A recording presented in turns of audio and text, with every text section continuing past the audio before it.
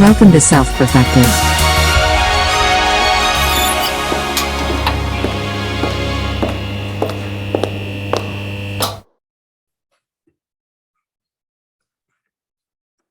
All right, there we go. Hello, everybody. Welcome. Hello.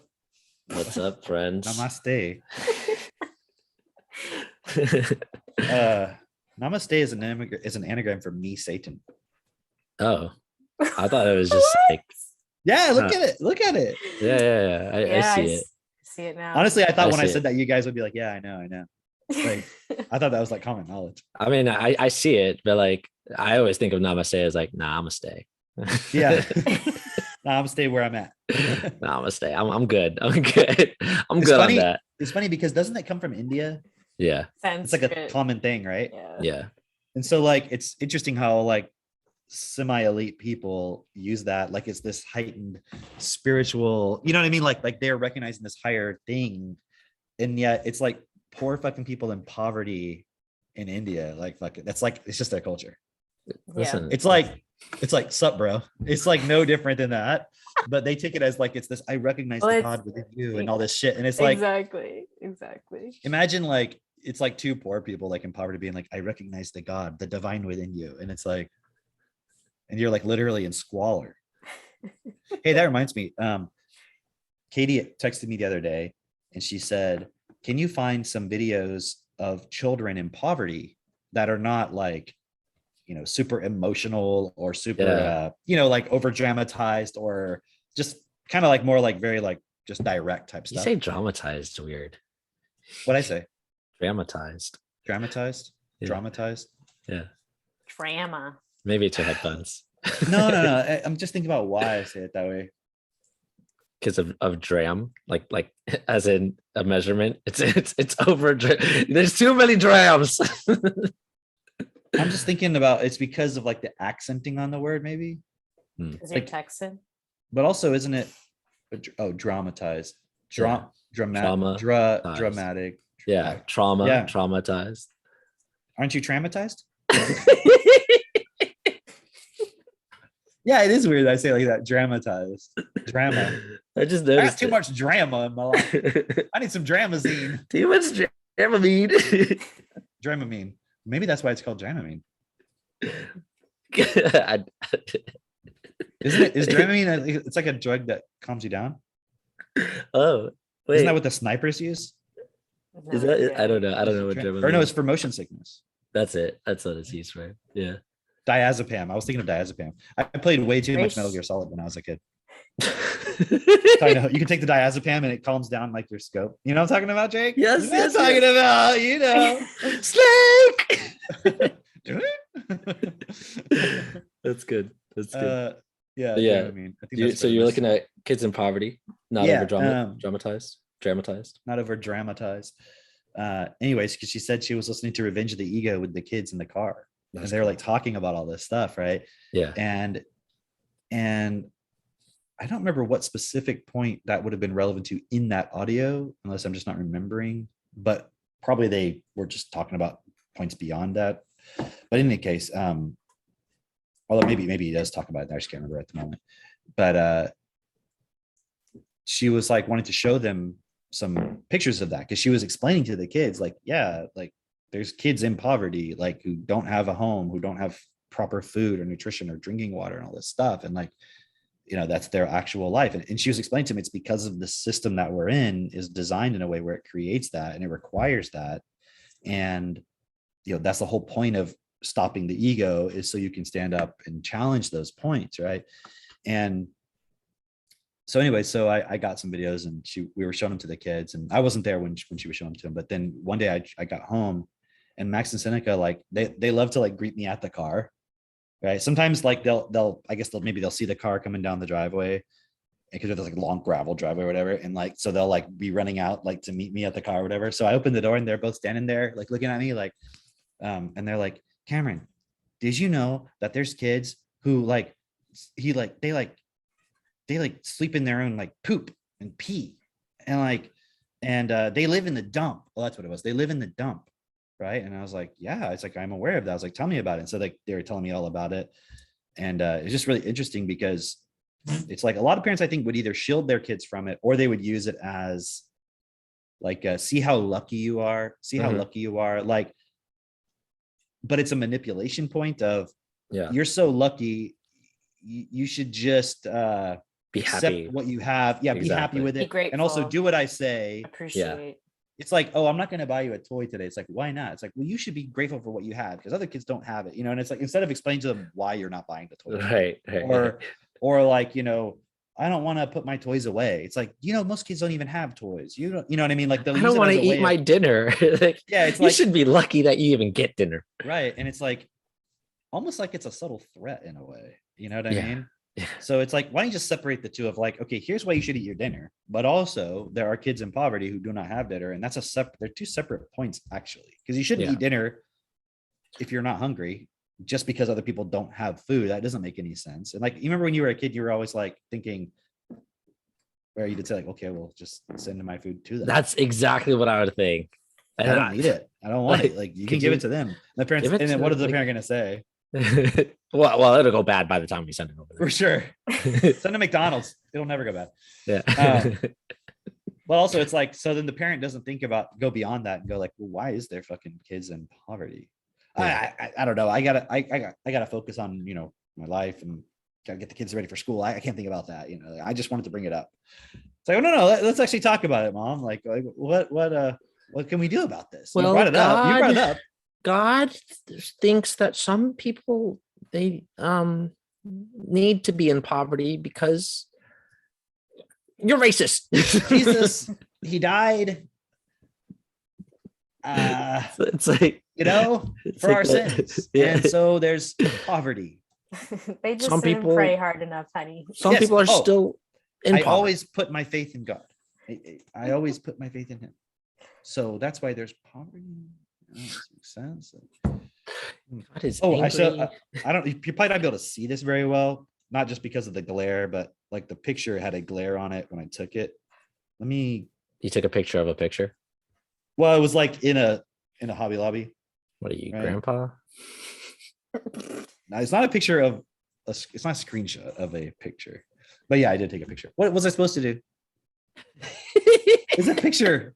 What was I supposed to do? What was I supposed to do? What was I supposed to do? Not take a picture of it? No, but it was like it's behind the glass, so there's like a little bit of a glare. But I just will show you for reference. It's like these poor kids, and I don't know where. Pack a shoebox.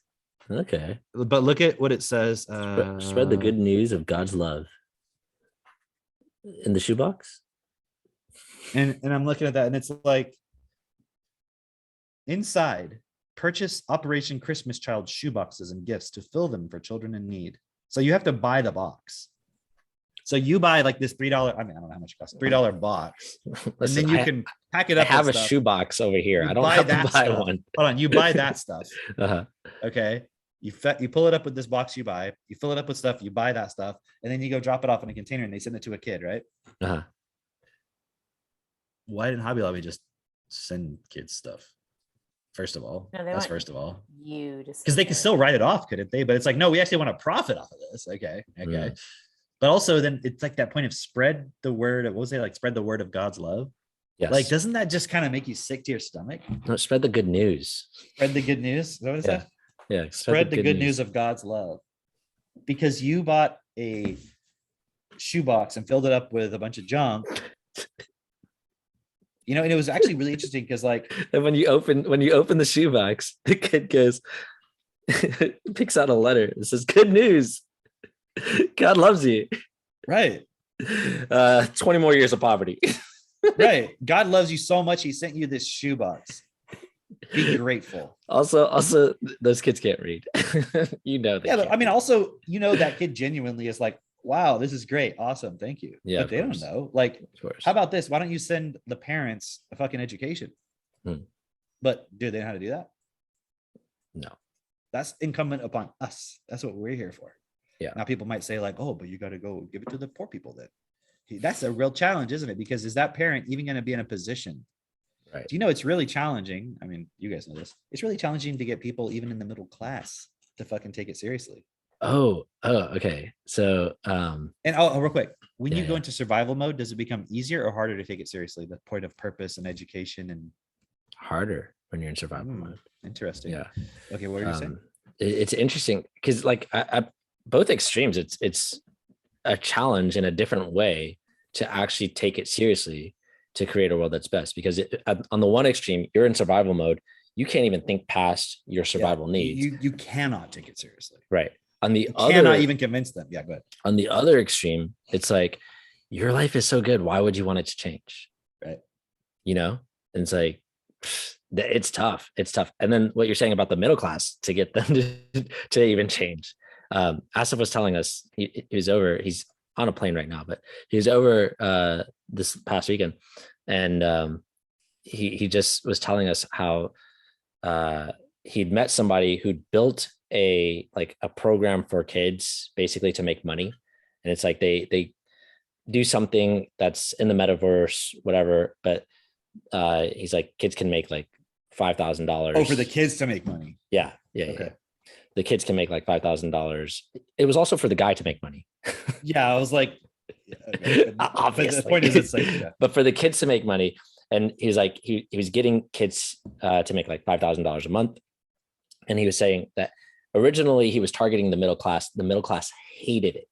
They absolutely hated this because they were coming back to him and saying, like, how am I supposed to like control my kid now? You just gave them 5,000, like they're able to make $5,000 a month. They don't need to listen to me. They're not listening to me. Like they were all up in arms about it, which is interesting, right? And then I have to keep my kid in poverty, right? so they'll listen to me. Interesting. Okay. But he said then he switched his demographic to targeting, rich people, upper class, and they love it because they're like, oh, isn't that fascinating? I wonder what the listener thought you were going to say. I wonder if our listeners, I'm just saying what I thought. I thought you were going to say, oh, and then he switched to the poor people. And I always thought he was going to say, and then it worked. And I was going to have to question it. I'm like, okay, how can I find? Because it's obviously not going to happen. Yeah. But notice he didn't go, well, let me go help the poor people do it. No, fuck that. He was like, okay, these middle class people are actually still in poverty mindset. All right. Yeah. So he went to the rich people, and the rich people were like, love it. Great. I don't have to like have an expense card for my kid anymore. They can bankroll themselves. Everything else is taken care of. So it's interesting because that same point of like, it's really difficult for people in a poverty mindset, like you're saying, to continue actually or actually even consider really changing or actually want anything different because they're stuck. They're stuck. They're fighting against the thing that they say they want even. It's like what Avery was talking with us over, this past week about with like people have this program of money being the root of evil. It's like, how are you supposed to change anything if money's the root of evil, or the love of money even? Oh, okay, so you don't love money either. But also the program of the money is the root of evil. Yes, it is a belief that prevents you from doing things right, but also it is a ingrained program that it is the root of evil. Therefore, I can only do evil things with money. Therefore, even the ones who do, because think about it, because you're like, well, it doesn't stop the rich people from making money. Right. They just perpetuate the evil. Yeah. So no matter which way you do it, you either prevent people from accessing money because they're like, well, I don't want to be evil. But then you have the people who are elite who are like, morality is for the masses. I don't give a shit about being evil. Evil, what else is there? You're good and you're poor, or you're evil and you're rich. Which is it? I'll just choose that. Yeah. And very few people will look at the point of how can you make a living and have an impact and do it in a way that's not evil. Yeah. Does that mean you're going to be but the problem is people will try to manipulate out of morality and try to use everything of like every morality excuse in the book. That's why people say we should give it away for free. Yeah. And it's like, that doesn't solve the problem for anybody at all. Because when was the last time a poor person valued anything? And I think about this, even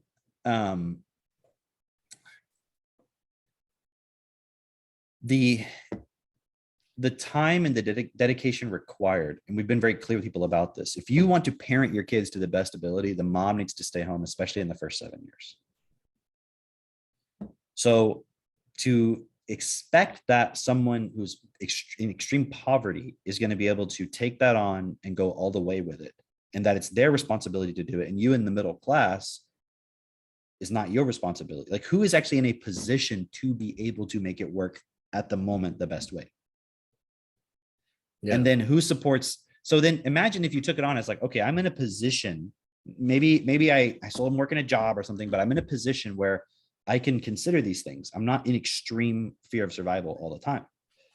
So, and also it's not even just extreme fear of survival. Imagine growing up your first 7 years in extreme fear of survival. What does that do to your programming? Oh man. Then can you even see anything outside that's like, what do you mean be creative with something? Like, it's not even a possibility. It's not even a thought. Right. And what's cool is with the prevalence of the internet and stuff, yes, people are starting to see outside of that to a certain degree, but then they have now the difficulty of, how do I change my fucking programming?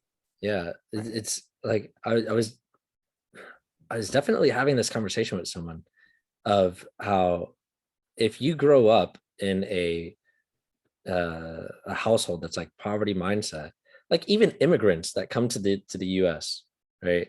Like my grandmother, for instance, came from the Dominican Republic to the US. And even when she was making some more money, like she still had this mindset of like, I bought oatmeal, you better finish all the fucking oatmeal, because otherwise, like, you're wasting my money. And it's like, oatmeal costs fucking 5 cents a pack, whatever it is.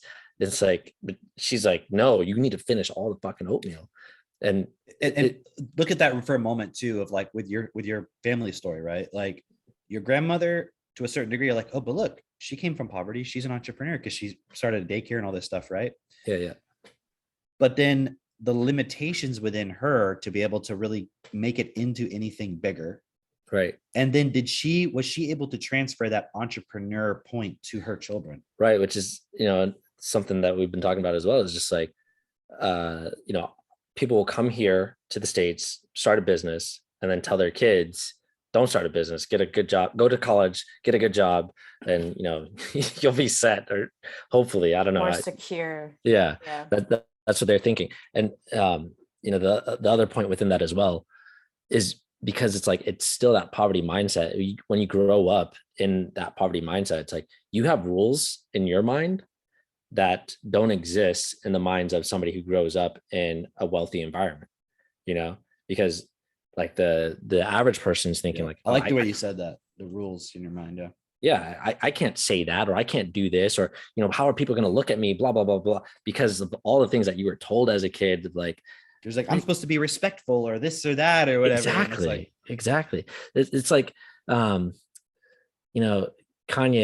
Kanye was saying something about like his kid jumping on a table or a couch or something like that. And he's like, why would I tell my kid not to jump on the fucking couch? Like, they want to jump on the couch, they can't. Like, I'm not gonna impose that on them. Like, it's their couch. Well, perfect example. Like, if you do that, they're never gonna grow up to be Tom Cruise. Yeah.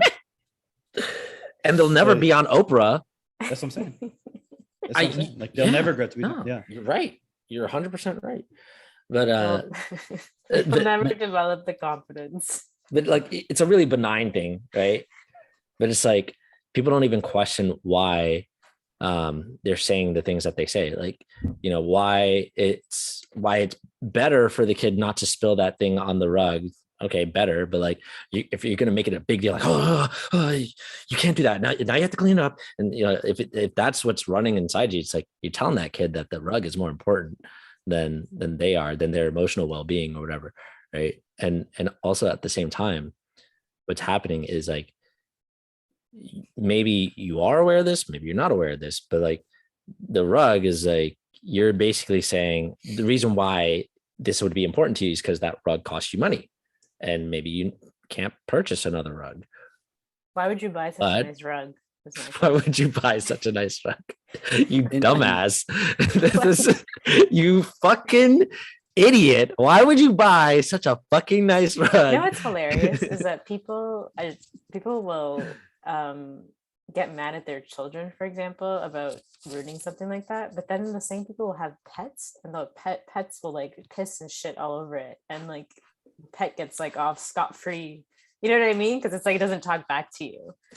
It's like, well, they don't understand. So, Well, it's okay that they just like shit and piss on you the know what ground. I've noticed about people? It's like you're right. That point of like the pet gets off scot-free much of the time. Sometimes they hit their pets, but much of the time, pet gets off scot-free. But people look at their kids as a miniature version of themselves, and they treat themselves like shit. You know, it's like they're not looking at the kids as it's their own being. Right. They're not looking at them as like somebody who's growing up. That's actually one thing we always emphasize with the kids. Is like if they're mistreating the animals, like Max sometimes when he was younger, he would like to pick up the animals and like toss them because then they'll flap, you know. And sometimes he would put them down, but he would put them down too forcefully, you know. And we explained to him like, you know, that's not like a toy. That there's a being in there, just like there's a being in your body. There's you know, like you have to consider that, right? Like so, yes, they're in a different form and so forth, but just to abuse them for no reason doesn't make sense. And I mean, do the elite even consider that, like that child who's holding that shoebox, there's a being that's equal in substance to the person who's sending that shoebox. And like, if you were the person on the other side, would you be satisfied with that exchange? You know what? Like, think about it. Like, it's like tribute. You know what I mean? It's like, I'm going to have this life. I can drive around. I can go to Hobby Lobby. And you know what? There's poor people. I'm just going to send them a shoebox full of toys. And then the other person, it's like that's totally acceptable. Send them that shoebox and you're like, enjoy. It's totally acceptable. Like, yeah, it's an even exchange. You never see an unpacking video of these kids, you know, like the influencers, like, ooh, I wonder what I got in my shoebox.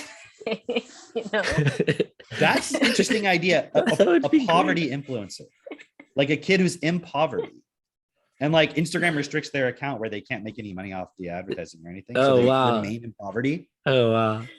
Right. That would be insane. Tag Hobby Lobby. Yeah. You receive your package. And like everything is every like post is sponsored by Hobby Lobby. So they have like these kids in poverty that they send packages to be like, oh, what do we get today? Oh, look. Oh, a sock. Give me one sock. I'm so grateful. Oh, at least one foot will be warm this winter. And Hobby Lobby is actually making the money. So the kid influencer. Yeah, exactly. That'd be poverty insane. Influencer. That would be actually a funny if somebody has the drive to make like a series or something like that would actually be really it'd be really good. Like you know, like you could do it, Drake. You could just pretend like you're like a poor kid in the Dominican. What's like a name of a kid in the Dominican? Well, I mean anything Hispanic. Oh, I was gonna say not anything. They're not naming their kid Charles. Could be. I don't know. Javier. Not really Javier. Maybe like Hugo. No one said caviar. No one said caviar. Yeah. You said Javier. Rewind the tape. Whoever's watching Shut up. No, I'm sorry. Go back. Just because I said made fun of my just because I called you out on dramatize. Somebody fact check it. I want it in the comments. Hey, live. I want it live. If there's even one person watching on the live stream in the It's All Perfected group, I want you to go. Oh wait, they can't, or can they? No, you can't. You can't rewind while it's live. But you can fact check. Well, no, you can rewind. You can rewind. Then you just have to catch up to live again. Oh, it's live, yeah. Oh. Well, anyways, you definitely said Javier. Whatever. Who cares? It's not important. Anyway. Jesus, so common name. Jesus would be a common name. That's like a very it's not common. Cute enough though. It's not cute enough. But it's a very common Hispanic name. Right? Seems disrespectful. You would think, right? But I've known hundreds, if not thousands, of Jesuses in my life. There's a lot of Jesuses and a lot of Mohammeds. Drake, don't you have a like your cousin and your uncle and like some other people are named the same name? Not Pablo. Hugo. Pablo. Perfect. They're all named That's the name. Pablo. I just wasn't sure if that was more of like a Dominican. I don't know. Like it's a different culture than like Mexico. There's like five guys in my family, like really close, who are all named Pablo. And some Pablo, of them are get like in here, and they're all like, Yeah, exactly. Pablo exactly. number 3. Yeah, so we have nicknames for them. Like Um, Piggy. But think about it. You could just like get like some clothes that are all ripped and torn and stuff, and like get mud and stuff on them. You can be like, I am Pablo. This is my Instagram. Please like and share. Smash that like button. You know, what do I get today? And you like open this box, like, oh wow, Hobby Lobby is so generous today. Oh, and you're like got like a fucking, I don't even know, like all kinds of like arts and crafts, like One you know, like sock. or like those like fake flowers that they have there. Like it's like totally impractical shit. And you have this room, this like shed that's totally decorated with all this like, thank you, Hobby Lobby, for making my house so beautiful. I am a craftsman. You know, please follow me on Patreon and donate to me. Okay. All the money goes to charity. The Hobby Lobby charity. Yeah. The Hobby Lobby Foundation. Yeah. That's hilarious. You know, it's crazy. It's like, you know how in the Dominican Republic, like a lot of baseball players, like a disproportionate amount of baseball players come from the Dominican Republic. Poverty. Right? It is poverty. They're like, what's the poorest place around here close to Florida? There. Okay, teach them baseball. But Venezuela's like that too. You know what they do over there? If you go visit, you'll see kids in the street, like literally any part of the city that you go to, you'll see kids in the street playing baseball with, but they can't afford a ball or a bat. So they'll have a stick, like literally a stick from a tree, and they'll have a bottle cap. Oh, bottle cap, yeah. A bottle cap that they're throwing. And so they'll throw the bottle cap where it can spin and like stay in the air. And then they'll hit it. Like that's why they're so good, because they're hitting with like they have to have that much precision from the time they're like they get to the major leagues and they're like, oh, you're throwing bowling balls at me, man. You know, like you're throwing a watermelon, I smash it. Pretty much. Is this a fucking pinata? I don't know if they have pinatas there. I don't think they're very affordable. That's like that's the problem with Mexico. That's why there's no good Mexican baseball players. Exactly. They're smacking pinatas. They're like, but they are blindfolded. Like I can hear the rustling of the string as it comes to me. They're like, it's like Matrix style. Do you think that like these kids, they get really good at like seeing the pinata coming at them? Like they're totally blindfolded, but it's like they're reading the lines of code, and it's like they see it coming and they're like. So you know what I've seen? Kid, oh, go ahead. I've seen. I feel like this was on your feed, Christine, but white girls smacking at a pinata. But then they don't actually hit the pinata. They hit like their mom. Yeah, who's like setting up the pinata. But they're blindfolded, so they don't know. I was gonna like, say like they're not even blindfolded. They like, fucking connected. Fuck you, mom. I had pinatas when I was a kid. I actually had like. Where's your family like from though? Me? You're not from Mexico. Your family, right? No, my mom's from Venezuela. That's right. Okay. That's why you mentioned Venezuela. But we had Mexico pinatas growing up. I literally had for one of my birthdays a Beauty and the Beast theme, and I had like a life-size Belle pinata. Like literally, it was as taller than me because I was like 7 or something like that. Like we used to go all out. And so it's like a big deal. The pinatas there. Oh yeah, and it was more like a themed birthday party was a big deal. Like I remember going to Venezuela and one of my cousins had a Barney themed birthday party, and literally the Barney characters like came to the party. Like yeah. And the kids are like running after him with sticks, and they're like, "Oh fuck!" Basically, you just had Jurassic Park at your birthday party. All these dinosaurs just coming to life. Pretty insane. Finds a way. So how did we get on this topic? I have no clue. We were talking about poverty, Hobby Lobby, and we were talking about basically, you can basically, this point of you can get off by, okay, the elite get off by using the kids in poverty as tribute, because basically the reason why those kids exist is to make the elite feel better. Well, no, so you can have fucking baseball players. Well, okay. Also, so I'm not joking. Players. Like the NFL wouldn't exist, or if it did exist, it'd be like basically Canadian Football League. I mean, let's be honest, right? Because how much poverty do you have in Canada? virtually none because it's a safety net, right? Other than the natives. Right? Yeah. True. But they get casinos. Do they get casinos over there? Do you guys allow casinos over there for No, the it's natives? not the same. No. You guys aren't treating your natives right. We let ours have casinos. They But just you know what's totally fascinating ruin about that their is I whole was just looking society. at that point of why that is, but it's No, because we they give- allow them to preserve their culture, Mm. In Canada? right? Yeah, right? Not really. No, because there still is like residential schools and they have like reserves where they don't even have clean water. No, that's what I'm saying though. do It's, you they mean? allow them to preserve their culture. It's like they're still the same. Like in But their they were- mind, they're natives. Oh yeah. So it's 100%, like they're 100%. They get separate. like a native exemption, Right. a tax exemption. Do they have that here too? Right. But then that keeps them in poverty. Yeah. That's why they Isn't can that have fascinating? casinos. Like if they were just like, no, you're just full Canadians. Right. But I'm sure there's some fucking rich natives like at the top of the tribe and stuff. Don't you think? Probably. Absolutely. I mean, definitely here Yeah, in the it's US. It's so just it's funny just like in Africa. Do you think there's no rich people in Africa? There's No, definitely rich people. there's like, Like, isn't there the- like princes in Africa? That's what I'm saying. still? Like they're at the top, but what it is they're corrupt. So all the money comes through them, and then they kind of don't really give it back to the people, and they allow resources to go out. Yeah, I Yeah. don't know. I mean, I'm not familiar with the native cultures in Canada, so I don't know what the government's getting from it, other than perhaps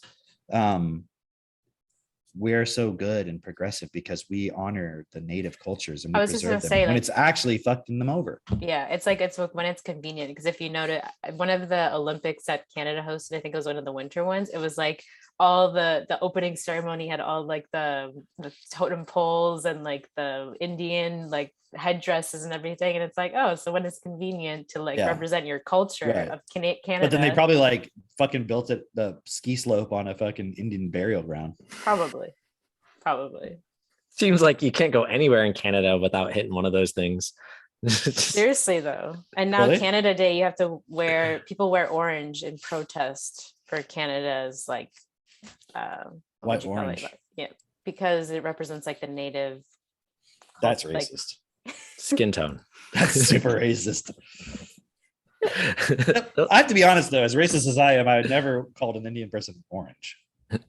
Red. I've called them Indian, even though. What about redskin? Redskin? Hmm?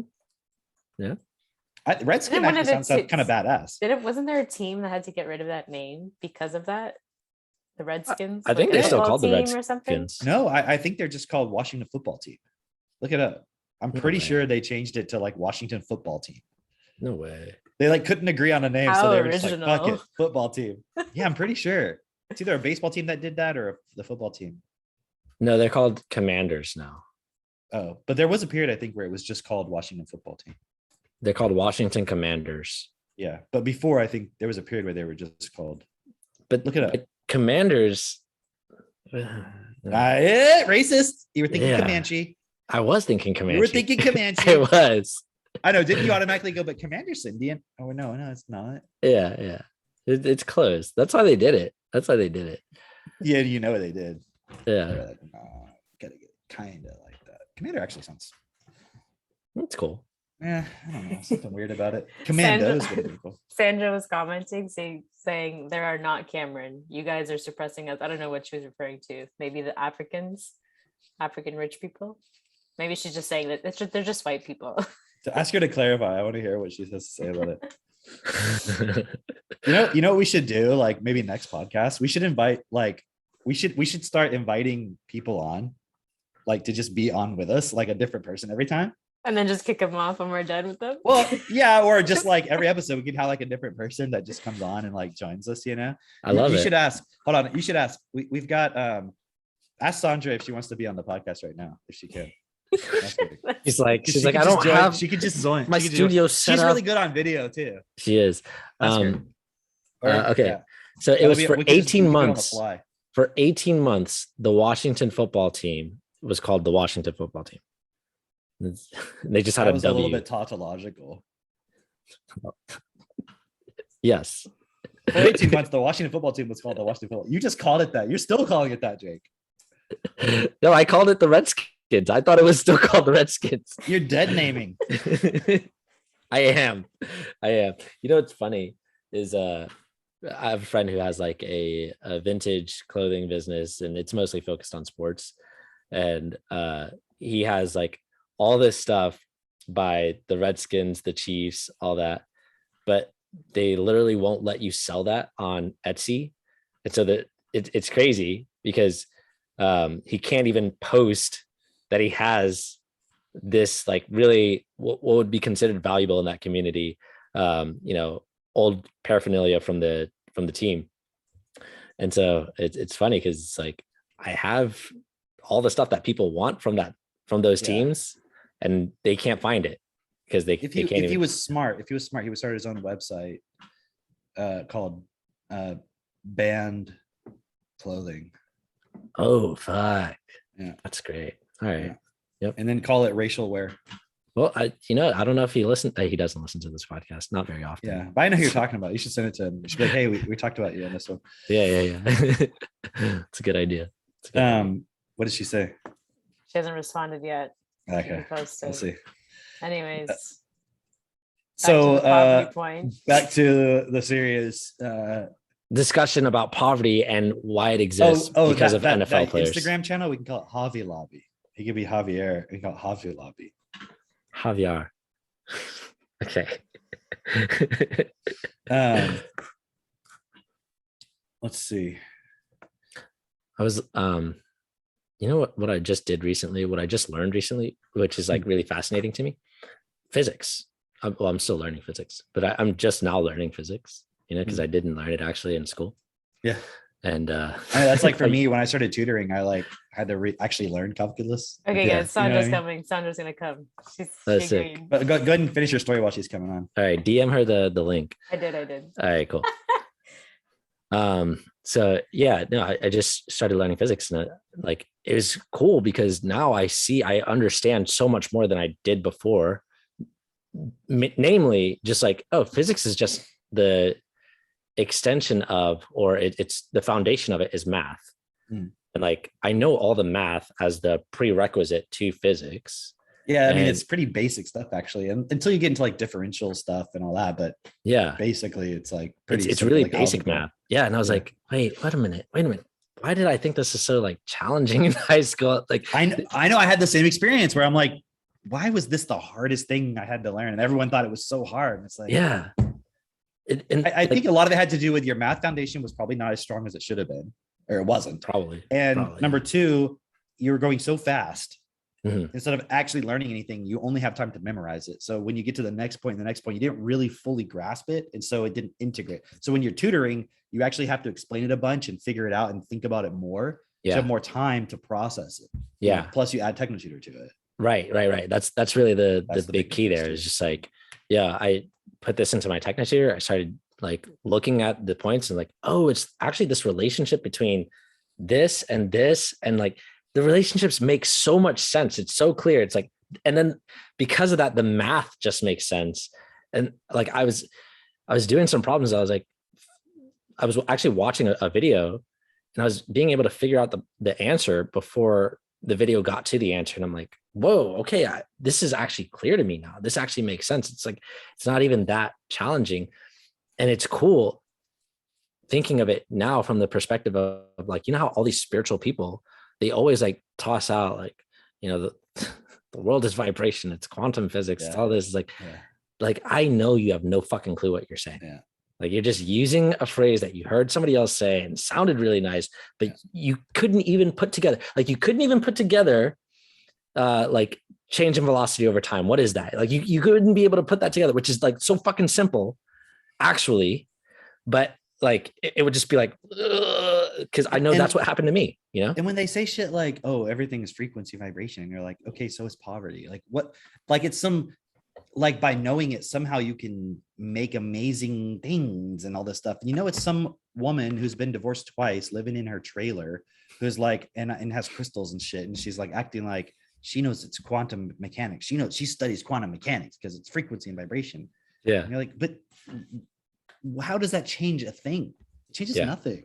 Yeah. Just got to tune into the frequency, Cameron. Okay. See, but it all becomes emotionalized. That's it. Dramatized. Here's Sandra. Dramatized. You're mammatized. That's great. Let's see. Sandra. Sandra, What's Hi, up? people. what's up? Welcome, Sandra. Nobody can say nothing. I'm on the podcast. Let's go. Just Look at her drinking that water. Flaunting in the face of all the Africans in poverty. How dare you, Sandra? How dare me? How dare me be with white people? Seriously.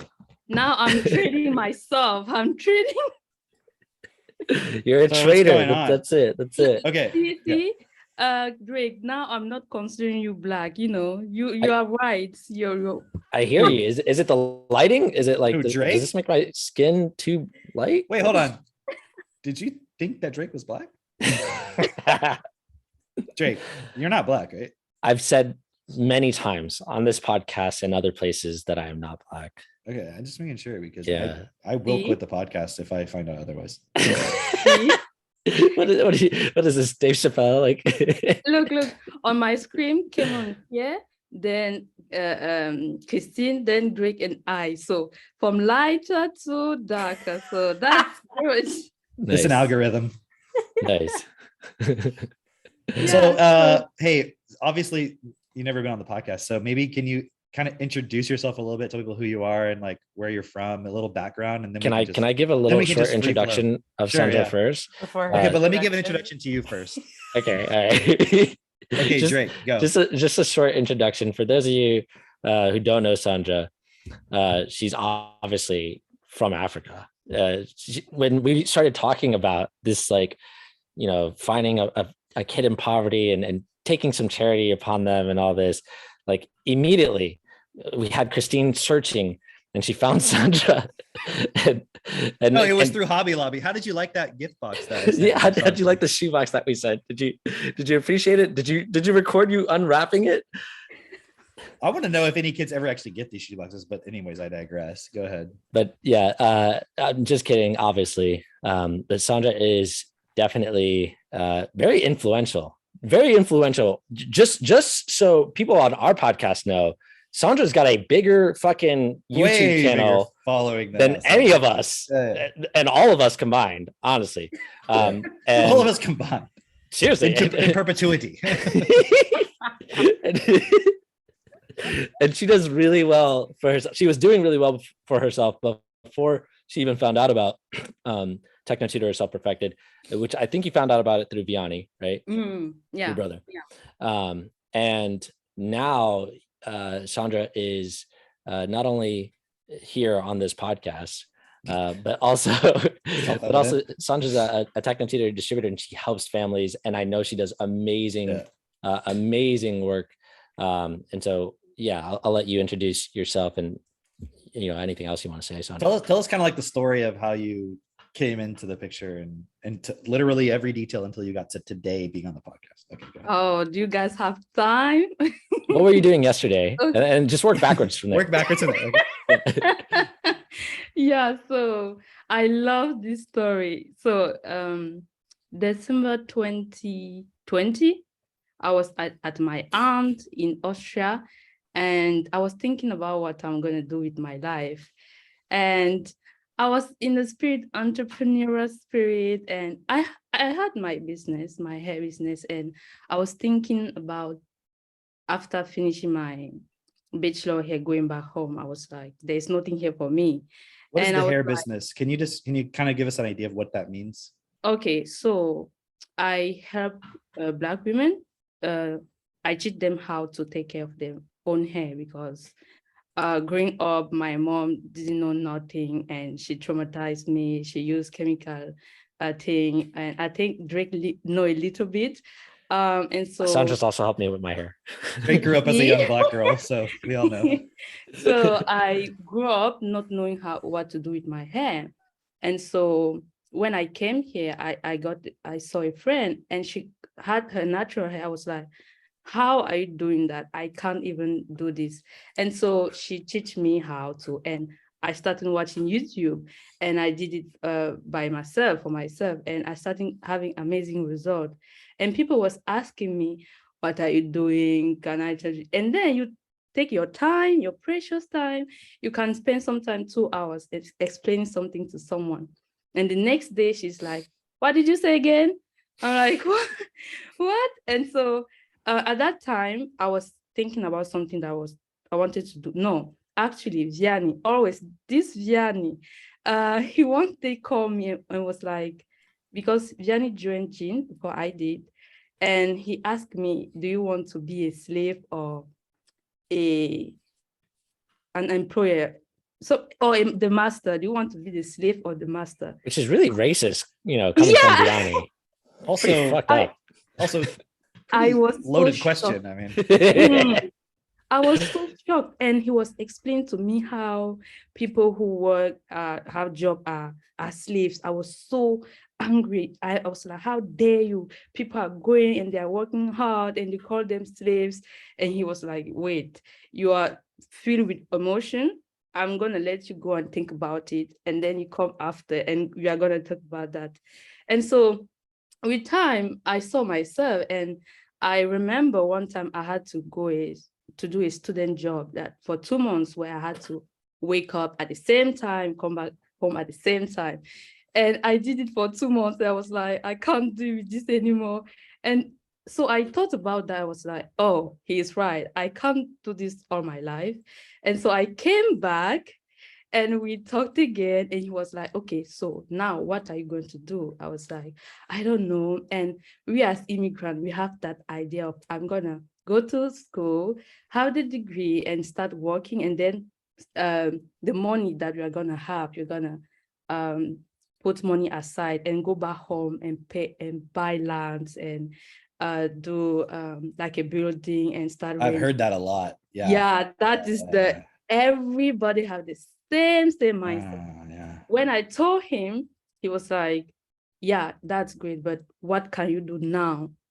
I was like, I'm gonna be at the hotel. He's like, yes, that's great, but what can you do now? I was like, I don't know. So I started thinking about that. And at that time, I already had my YouTube channel.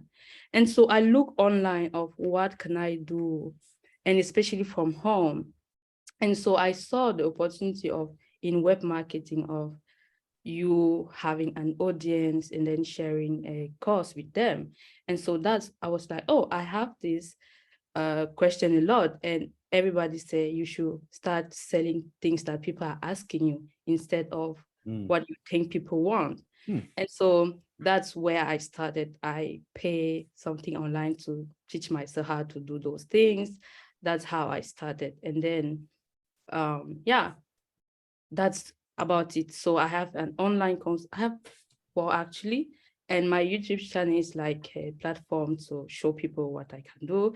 Today I don't have my hair off, so you guys go to my channel, you can see what I do there. And so yeah, that's what I do with that. And so my plan was to go home. And where are you from originally? I'm from Cameroon, Central Africa. Are you just trying to say Cameron? Cameron, I'm from Central Africa. Wait, one day, Gianni sent me a message. He was like, have you saw the message from Cameroon? I'm like, from Cameroon? Because your name is just between the O and N, you just need a U, right? And it's Cameroon, no, and another O. In English, we put an O, yeah. Exactly. And so I was like, and I think when he wrote it, the flag came. The what? Oh, wait, the flag for the country. The flag from the country. I'm like, come on, no. So yeah, where was I? So I was. You're from Cameroon, but you immigrated to Germany to further my education, and so because I already had my two brothers here, my Vianney and my other older brother, my mom was like, okay, you're just gonna follow the footsteps. And why? Let me ask you a question. Why not just stay in Cameroon for the education? There are not many opportunities, especially when you're just gonna go to let's just say there are two options, whether you go to university and then you maybe search for a job, or you do, how do you call it, special places where you're just gonna go through, and at the end of it, you're sure that you're gonna have a job. And so, and most of the time, if you want to go that route, you need a lot of money, because to get into those type of school, you need, they're gonna say, yes, your talent, your intelligence, but maybe just 3% of highly intelligent people get through without paying. But the rest, if you really want a place there, you have to pay. And But that's weird. I mean, why don't you just tell them like, hey, don't you know like African people are poor? Like what? I mean, you think they would know this, like being in Africa? Who cares? They are like, we need to pay our bills too, so you have to pay also. I was asking you that education point because somebody asked, how do you say that name? Raduane? I'm not sure if I'm saying it right. But he asked, what's the real cause of poverty, especially in Africa? So I was asking that because from my perspective, not having, well, I've been to South Africa, but I haven't been to Cameroon. It's the lack of education and the lack of opportunities. And also the foreign exchange keeping their currency shit. You know, comparatively of their resources, I guess. Yeah, right? your money in your country is not valued according to your resources at all. Absolutely not. Versus like a country like England. What are their resources? I don't even know. Like wool, do they even export? I have no idea. But you know, the if you royal listen family, to, Cameron, I'm sure you have respect. Oh, excuse me, too soon, right? I'm sure you've listened to Resonant Seed, Sandra. Yeah. And like there's a point in there where Bernard talks about that point of like foreign exchange rates and so forth, and how that keeps countries at unequal footing and so forth. So I'm just answering the question. I think those are the basic points from my perspective. And yeah, the root of it all, because you now talking about exchange and so on. If someone doesn't have a vocabulary, you will not even get it, because sometimes people are so mad at the president, right? But it's like, let's just say for a moment that they even understand what is happening. How can you, when you understand things and you know that you have all of these resources, if you only want it to benefit you, if you actually understand how it's working, you will make a deal that will make you benefit from it. And because even them, they don't get it, they don't understand it, even them, they don't get the best deal out of the deal that have been made. And so let's just say the person who's governing all a country, he doesn't even get that. How about the rest? And so yeah, it's like he's making a deal with a corporation to come in and take some kind of resource out.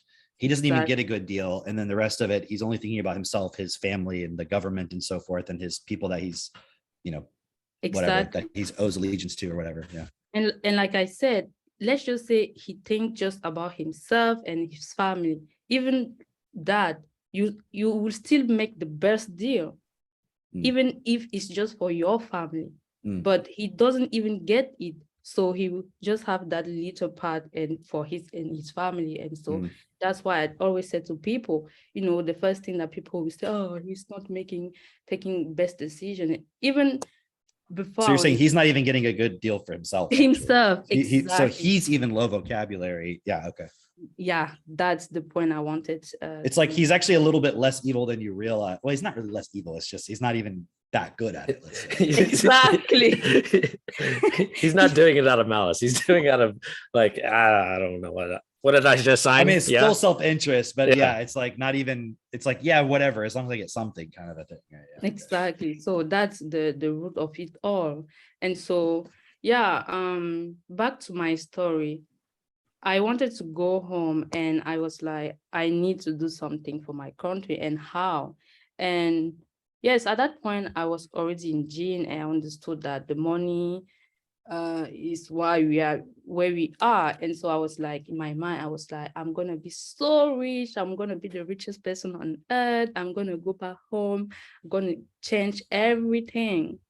And so while talking with Ziani, he was like, I know this group and their purpose is to end poverty around the world.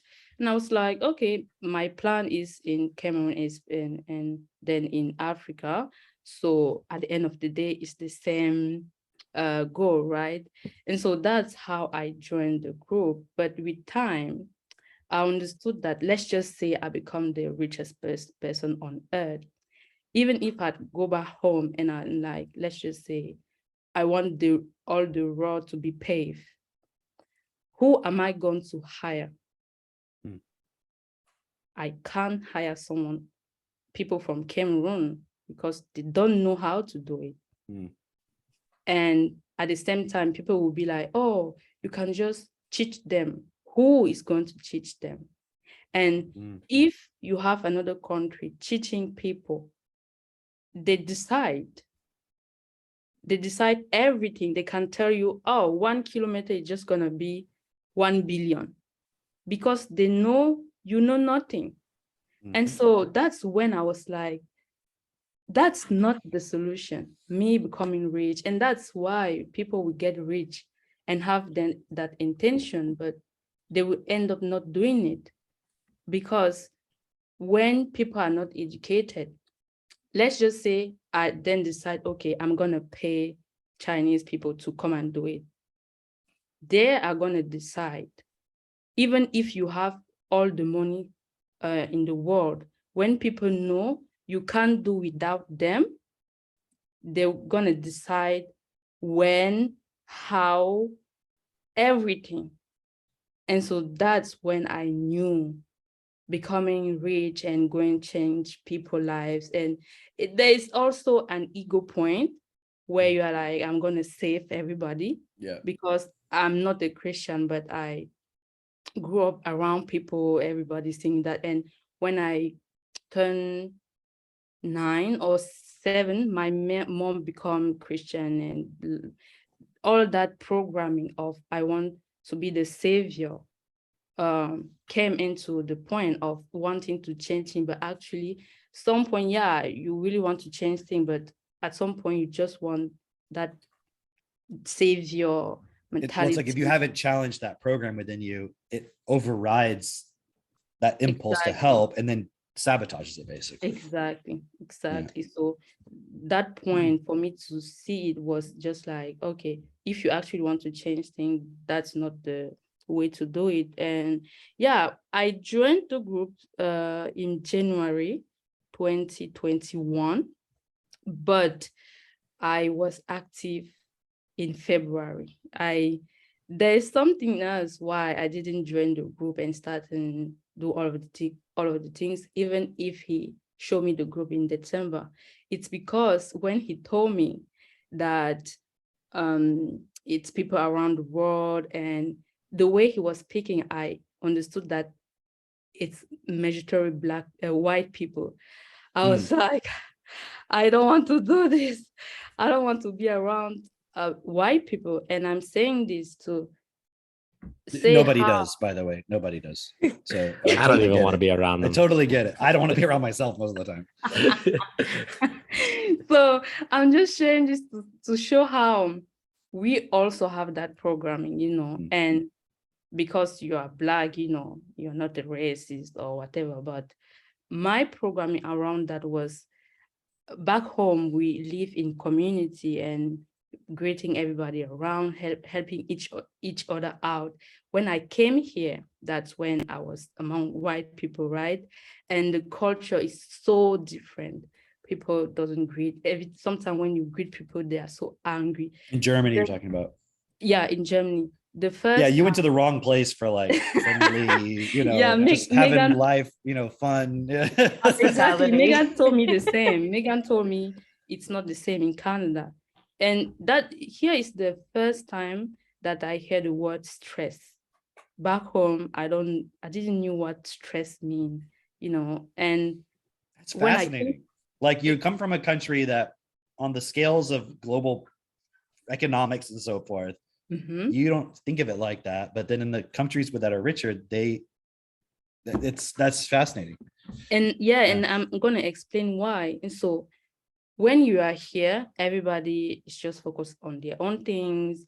I live in this apartment for almost 2 years now. I don't know my neighbor. And every time I'm in the, I don't know how we call it, corridor, that maybe that's okay. Hallway, we call it that. Yeah. Okay, hallway, he bent down. He doesn't even want to look at me. And for Wait. Is your neighbor Japanese? no, Oh, because I was like, he's maybe he's just German. bowing. I don't know. Like that could be. He's the thing. German. And Okay. for when you are Black, you can think, oh, this race, it has nothing to do with it. It's just how they live. It's just like my thing, my The culture. everything, my. Mhm. Even for their own parent, they don't care, you know. And so that's how they live here. There are so many things to do in this country. It's just about performance, how you perform at work. In their culture, it shows that you have value on how you perform at work. And so you wake up, you go to your job, and at the end you come home and you, let's just say, you eat and then you go to sleep. The next day is the same. And that's why people are so stressed. And for me, I started feeling that too, because you go to school, that's the same thing. Even in the class, nobody talks to each other, only when they are in groups. And when you come back home, even your neighbor, you know, I lived with people, we share a house, like 4 rooms, and we share a house. But even at that, we didn't spoke, because it's like, this is my time. I'm not want to talk with nobody, because I have performed so much at work or at school that this time I don't want to hear anything. And that's how the stress start building, because you are just in your mind constantly. And so now I see why when I came here, I started feeling that was stress. I started feeling that thing that people say stress, because back home, you deal a lot with physical reality. You go outside with other kids, you play, there are so many places to play. And then the more you grow up, the more you go to the field, you know, you plant things, you see them grow. Everything you have to do with physical reality. And so you don't have the time to go into your mind and be like, oh, I feel this thing called, like I said, I've never said the word stress when I was back home. And so that's just something that I saw for myself. When I came here, I was like, I wanted my country to have all of this, because growing up, being in the school and reading books, and sometimes you have that resentment of, why are we so poor? Why is that on TV? I see this and that. And we don't have that. And because of the way the school is made, you start saying, oh, it's because of the white people. And I remember one time I saw a movie that was related to a book that we read. I forgot the name, but it was about South Africa, segregation. And when you, after watching those movies, you almost want to kill a white person if you have them in front of you. And so that's how you build resentment, and they do it on purpose. They want you to have someone to blame, because this is how our system is made, to not make you see where you can be responsible, but instead you have something to blame from all the troubles that you guys are going through. And so me growing up, having that resentment, and then being like, okay, what can I do to have the same that they have? And when I came here and seeing all the road are paved, you have running water, you have light and everything, but everybody is stressed.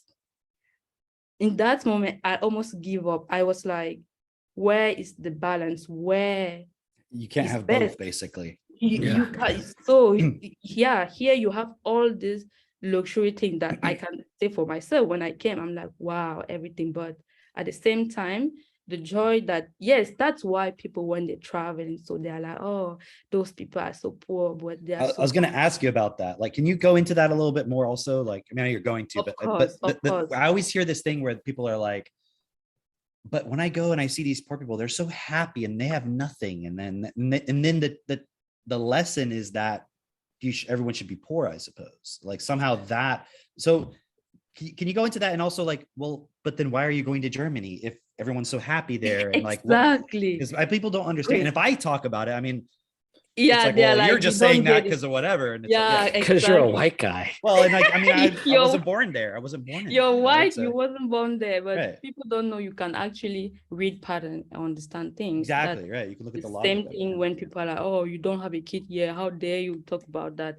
So, like I said, the things that make people back home being really joyful sometimes, it's just because you are in the moment. And I think Cameron can relate sometimes when you're like, I have to be in the moment when you are with the chickens and with animals in the nature, you have to be in the moment. And so that's why it grounds you to not go into your mind every single moment. But at the same time, the reality is, even if you have that, and at the end of the day, you don't have something to eat, that's when you will then be, that's actually really, how can I put it? That's actually a real unhappiness.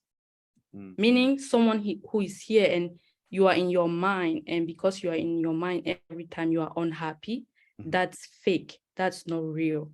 But someone who is unhappy or sad because they haven't eaten all day, that's real sadness, or how can I put it? Yes, that's actually something physically happening to you. And that's something real. And so, I want to add something real quick, just a quick story, because this is what I was explaining to Max the other day, because we were at the table and he said there was something he wanted to get or buy or something. And I was explaining to him we weren't going to do it that day because there was a practical reason. And he was like, he said something about how like he was, feeling sad about that. Right. And I was like, well, I understand that you're disappointed because you're creating this energy of wanting that thing. I said, but remember, we were talking about these children who don't even have clean water.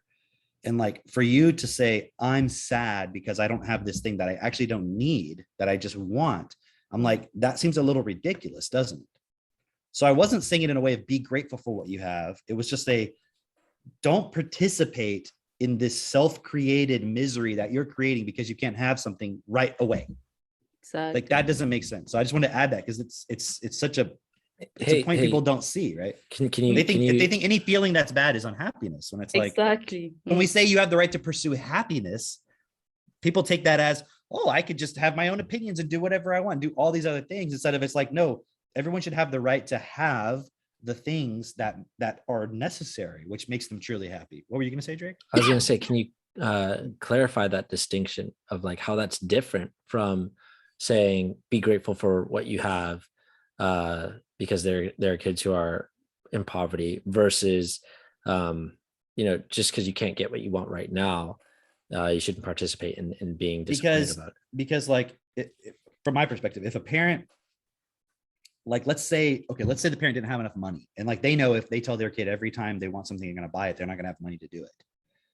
But instead of explaining that to the kid or creating a situation where that's not the case, they're using that as the reason to not have to explain the reality of it. It makes it easier. It's like, well, you should be grateful because kids in Africa don't have toys. And it's like, that doesn't help the kid, because that doesn't change, that they're not directing themselves going, oh, this thing I'm participating in doesn't actually make sense, because you've lied to them as to the why. So with Max, I was explaining to him before he even said anything, like, we're not going to go today to get that thing. I know you want it. It's not like a basic thing that you need. It's just I forget what it was. It was something that he wanted that wasn't necessary. And he was like basically trying to manipulate to get it now.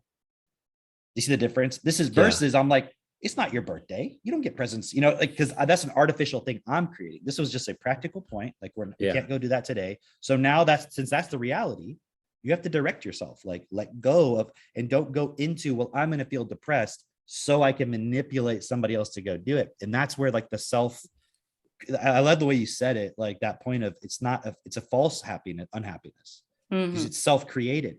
And it's so fascinating because people talk about happiness as an inside job, but they apply it to, it's like your only experience in a first world country, generally speaking, if you're middle class, is not getting the things you want right away. You have your basic needs met to a large degree.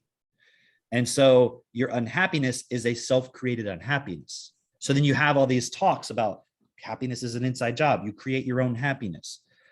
But then they apply that because they can't see the logical difference. They apply that to, well, see, in Africa, they don't have enough food. So, but they can just make themselves happy. People use that every time, but even me, who grew up in Africa for 19 years, even when I came here and start participating in the mine, I'm still hungry. I don't think about the suffering. People are like, oh, you should think about people in Africa. I'm like, even me, I was there. It's not your present reality. Exactly. So people should stop saying that someone can help them understand and be grateful or what, because when you start participating in the mind, and so it's not about you being ungrateful, it's you creating something in your mind that actually doesn't exist.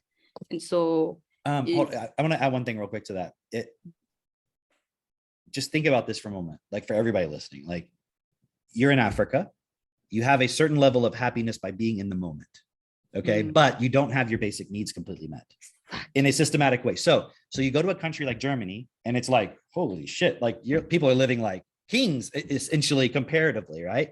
But they're all unhappy because now they're in their mind.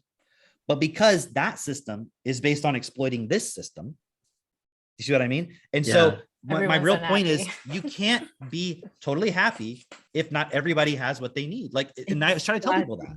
It's sort of like, you remember that story that you had told on a previous podcast? Basically, like it was the story of the allegory of the cave, but it was presented in a way where it's like you escape this virtual reality, you think you're in reality. But then like you're only in, layer 2. There's somebody watching going, okay, he's broken through layer 2. Right. There's like 20 more layers or whatever. Exactly. So breaching layer 2, but there's 20 more layers to this thing. Of like, it's like the further you try to go into this route of escaping unhappiness, and I want to say it that way specifically, you're actually diving deeper into the evolved form of the mind, and so you're getting more and more trapped. Being trapped more. Exactly. Because it's like you're not actually addressing the root. It's sort of like I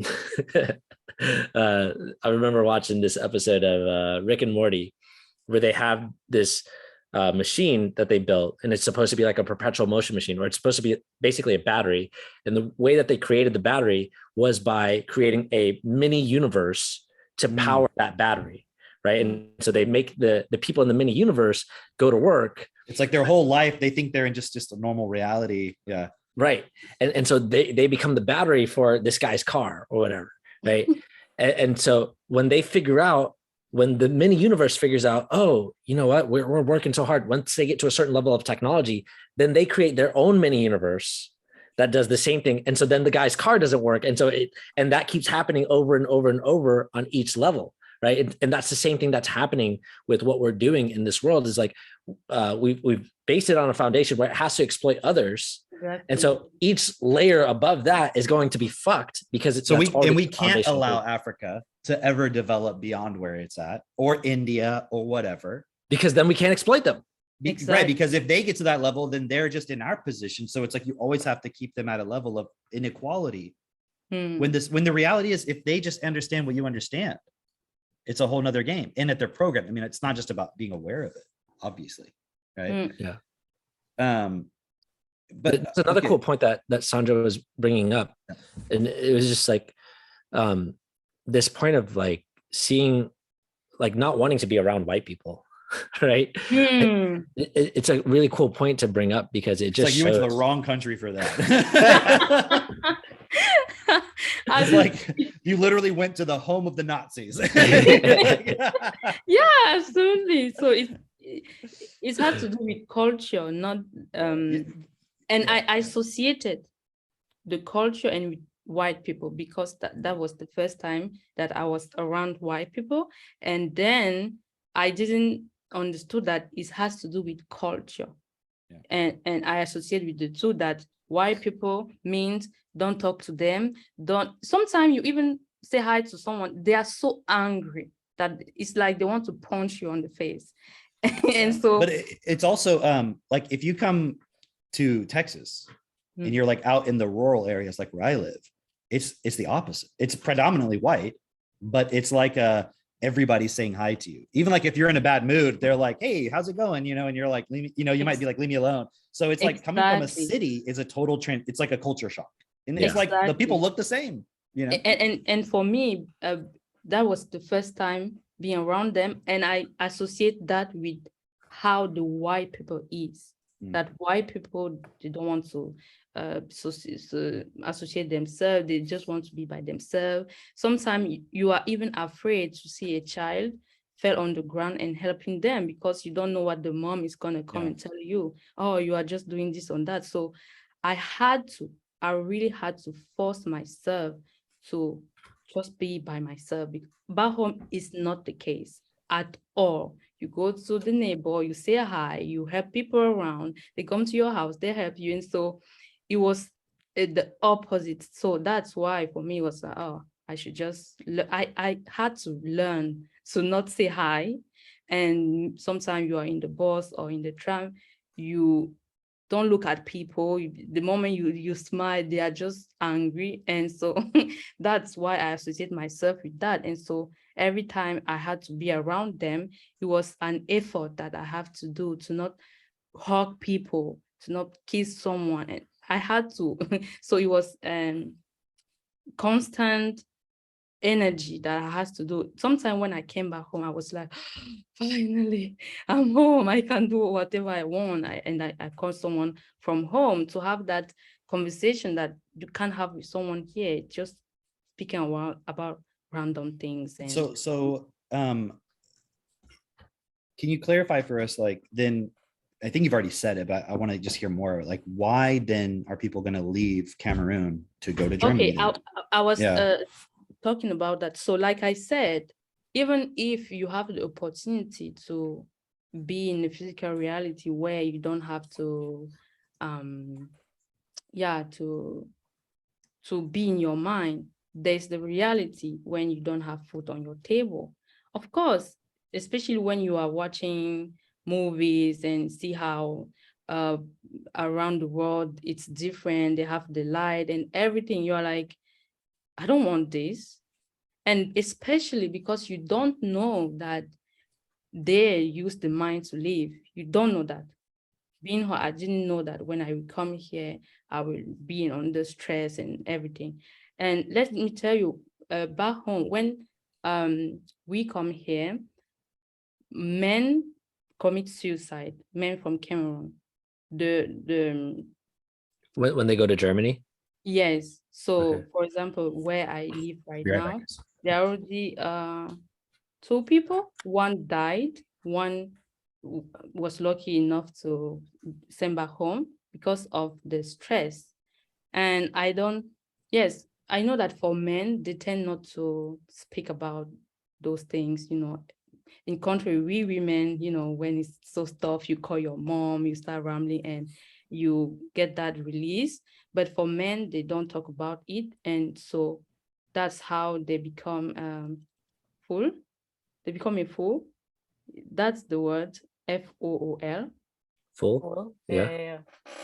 Yeah. Or yes, both were fools. I don't know that's the right word. When somebody get crazy, they became crazy. That's the word.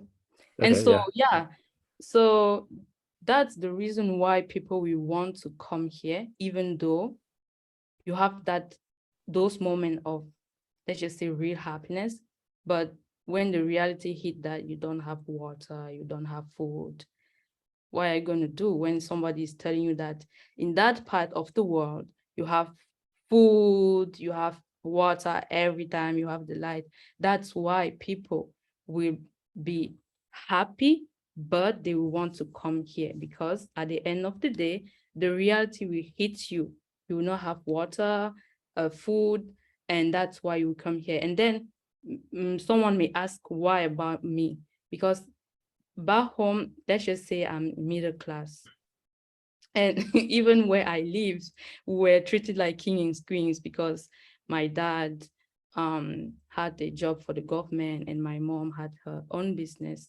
And back then, if you came to where we live, we have the biggest house. We were even the first to have a TV at home. Those things, we were always the first to got all those things. So where I live, in my head, I was rich. But let's just say in the scale of the country, we were middle class. And the question can be, why is that I was middle class there? That means I didn't starve. Like, we had so much food at home that you could eat whatever you want, whenever you want, since we were farmers too. And so the things that your parent want more for you, and even yourself, when you are in a country where it's so limited, you know that you either have to pay for them to give you a job.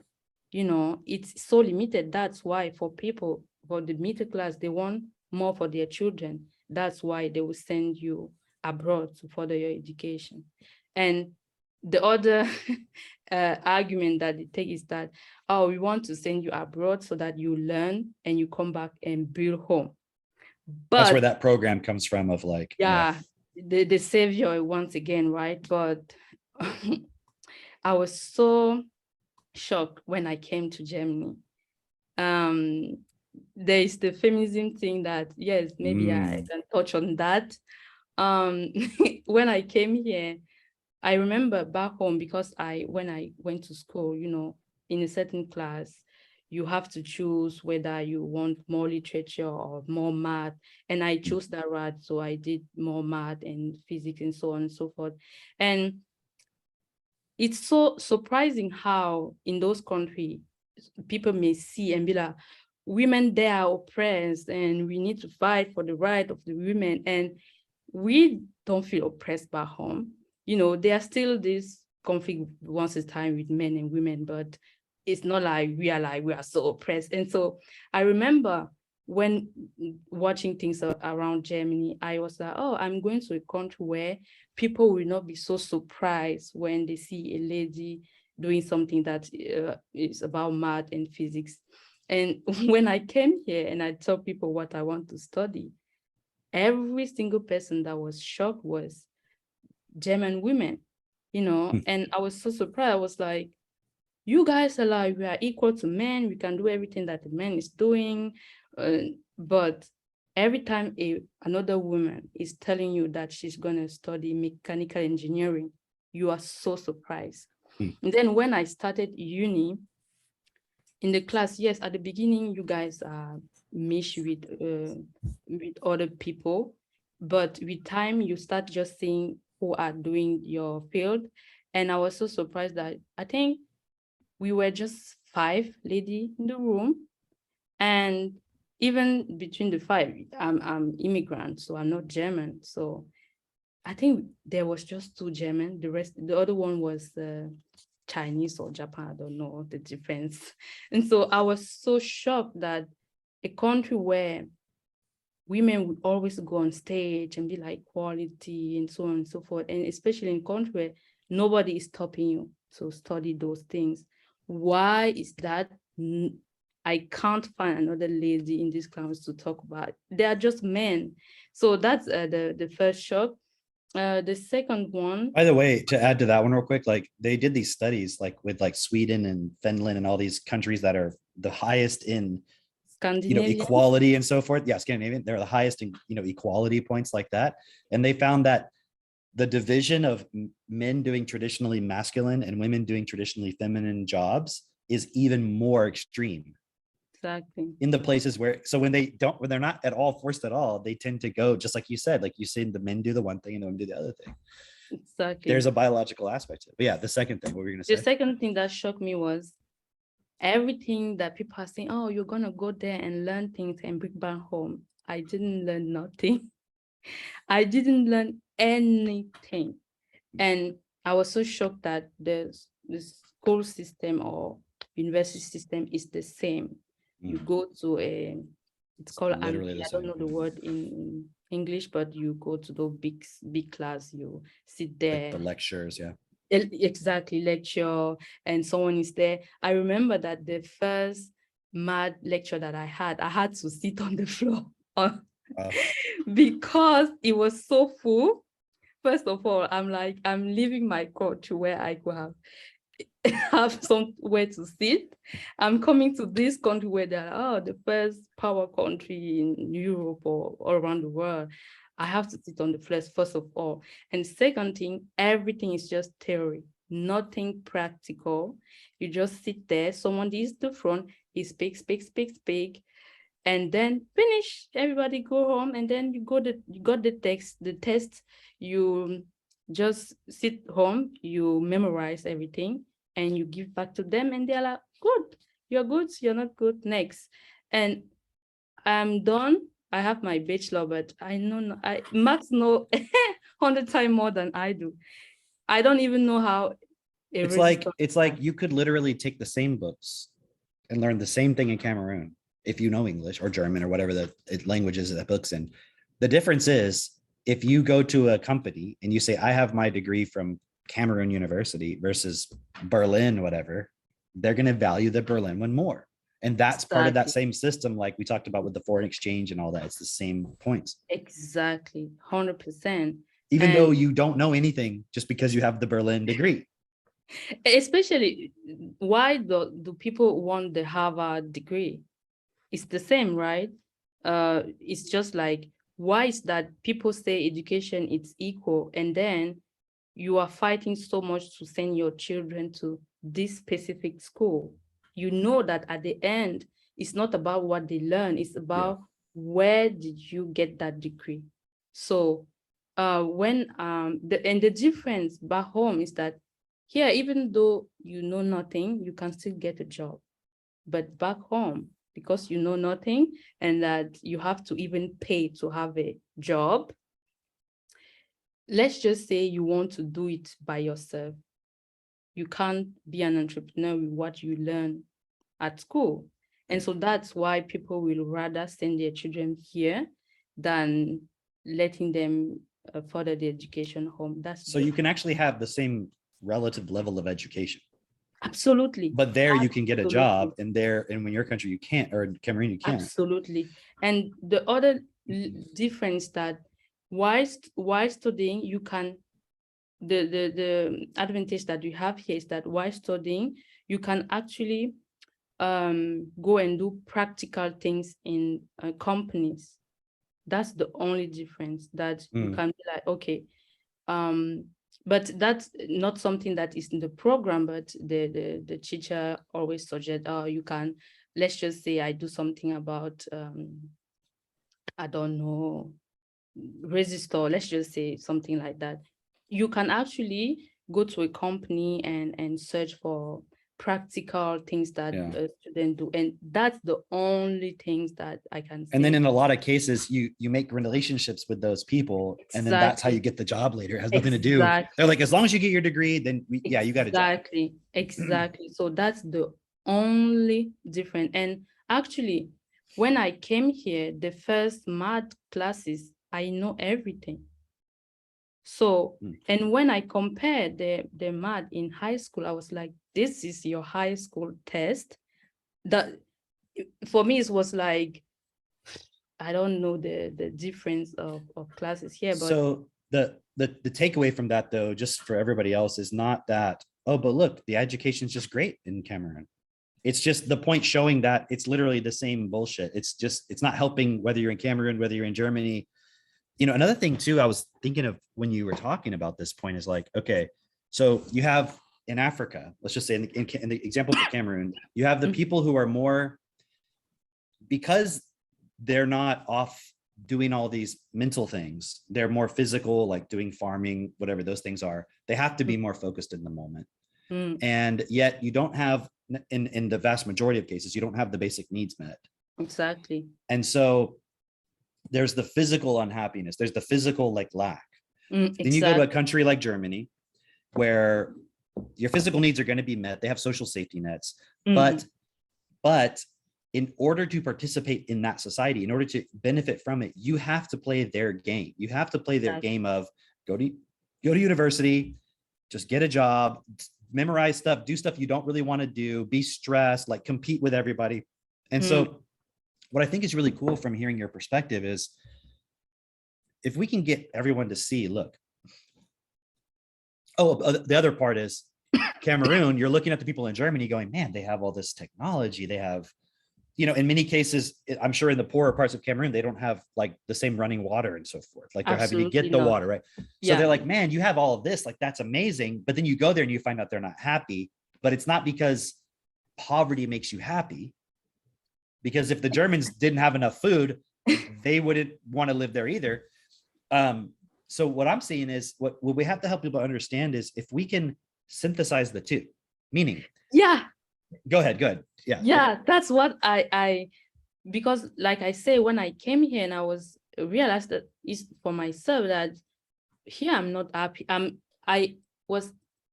Here is the place that I've been the saddest in my life. See? And so I was thinking, why, and I realized it's because you don't have that community, that place where you can actually do real things, because everything we do is fake. It's, for example, the jobs that you sometimes see, you're like, I once worked for Mercedes, it was Mercedes. And what I had to do is just to make sure when they are painting that the paint doesn't come on the hoop or something like that. And you see people are doing it for 20 years. How can you not get crazy doing that every single day? Yeah, I saw this thing on Facebook, and it was this picture of this man, and it said it was like talking about he's been working at the same like McDonald's for 30 years, and he was like flipping the burgers, and I'm like, what? But they were acting like, oh wow, amazing. Yeah. I'm like, what? He should own the fucking McDonald's by this point, Exactly, because when the human being doesn't expand, you die. And so when I look at it, I was like, what if we combine the two so that you have a system where people can actually do physical things that actually matter, and at the same time you have a system that provide food, drinks, water for everybody. Yeah. You can work because you want to, not because you have exactly. to. Because every human being wants to work. Nobody wants to. Right. Nobody wants to sit around and do nothing. Right? Nobody. So thinking even video games, if you think about the way they're designed, you're just working. Exactly. Like, you ever played a video game and like at a certain point you're just doing the same thing over and over and over, and you're like out there plowing fields to get energy crystals to go like upgrade your armor, and you're like, I'm just going to work. Why the fuck am I doing this? Because you're doing the same thing in level 1. You're like, I want to go to level 2. That's how those games make money. They are like, if you buy that much coin, you can go to level 2, even if you haven't mastered level 1. And so that's when I realized, oh, this is how you can combine this and actually create a place where, for example, living in an apartment where you can't even, if I want to go out, yes, I can go up downstairs, but I'm sure we can think about a way to create places where you can actually interact with nature and actually do physical things, and at the same time automate the things that we don't want to flip a burger for 20 years, guys. Nobody wants to do that. So those are the things that we can actually automate, and the rest we have to do. So, for example, like I said, everybody's like, oh, I eat what I want. No, you eat what you see at the grocery store. For me, when I was home, every year we could decide what we want to plant, but when you just have the grocery store, and especially children here, they don't even know how a banana looks like, the tree, nothing.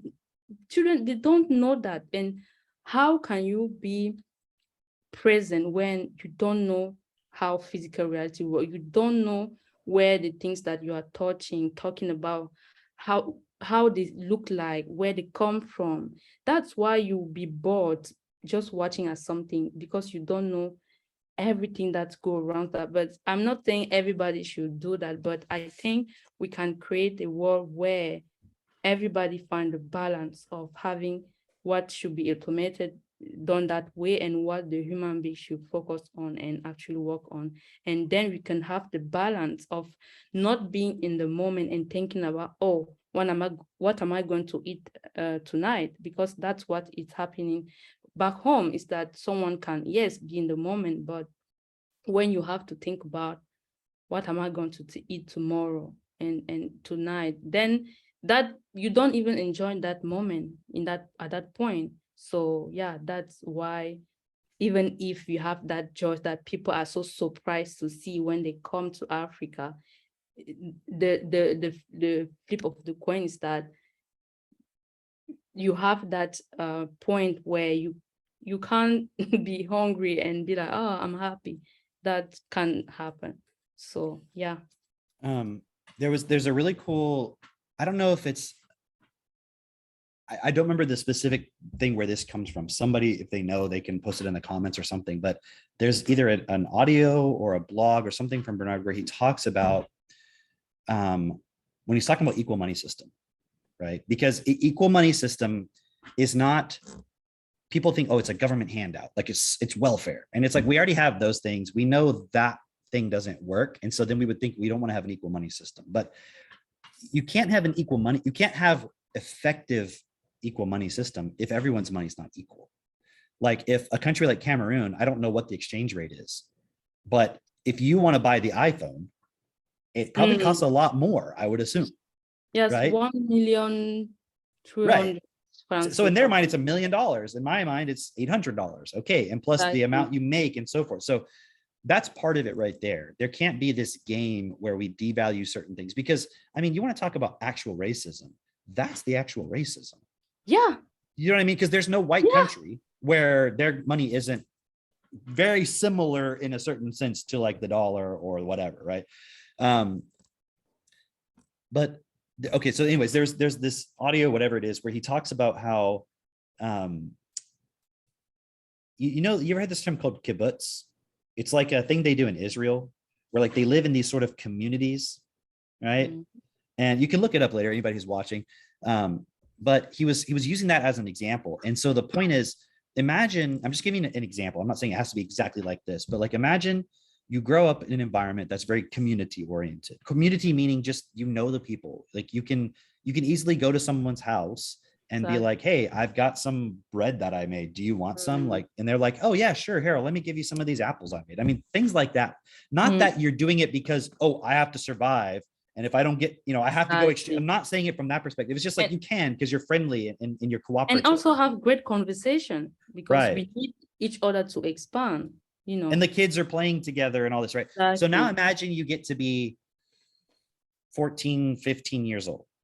Okay. And now you can, I'm not saying it's a forced thing, but you can go and live in a place that's managed in a way where, you know, there's adult support as well. But it's like, imagine as a 15, 16-year-old and you're living with a bunch of 16 to 18-year-olds. Okay. Kind of like what we imagine is like a university environment, right? Mm-hmm. And you're doing a lot of the physical labor that's required to keep the system moving. Like, because, you know, people say like, well, who's going to make the food? If everyone just gets money, who's going to grow the food in a way that's making sure everybody has everything, right?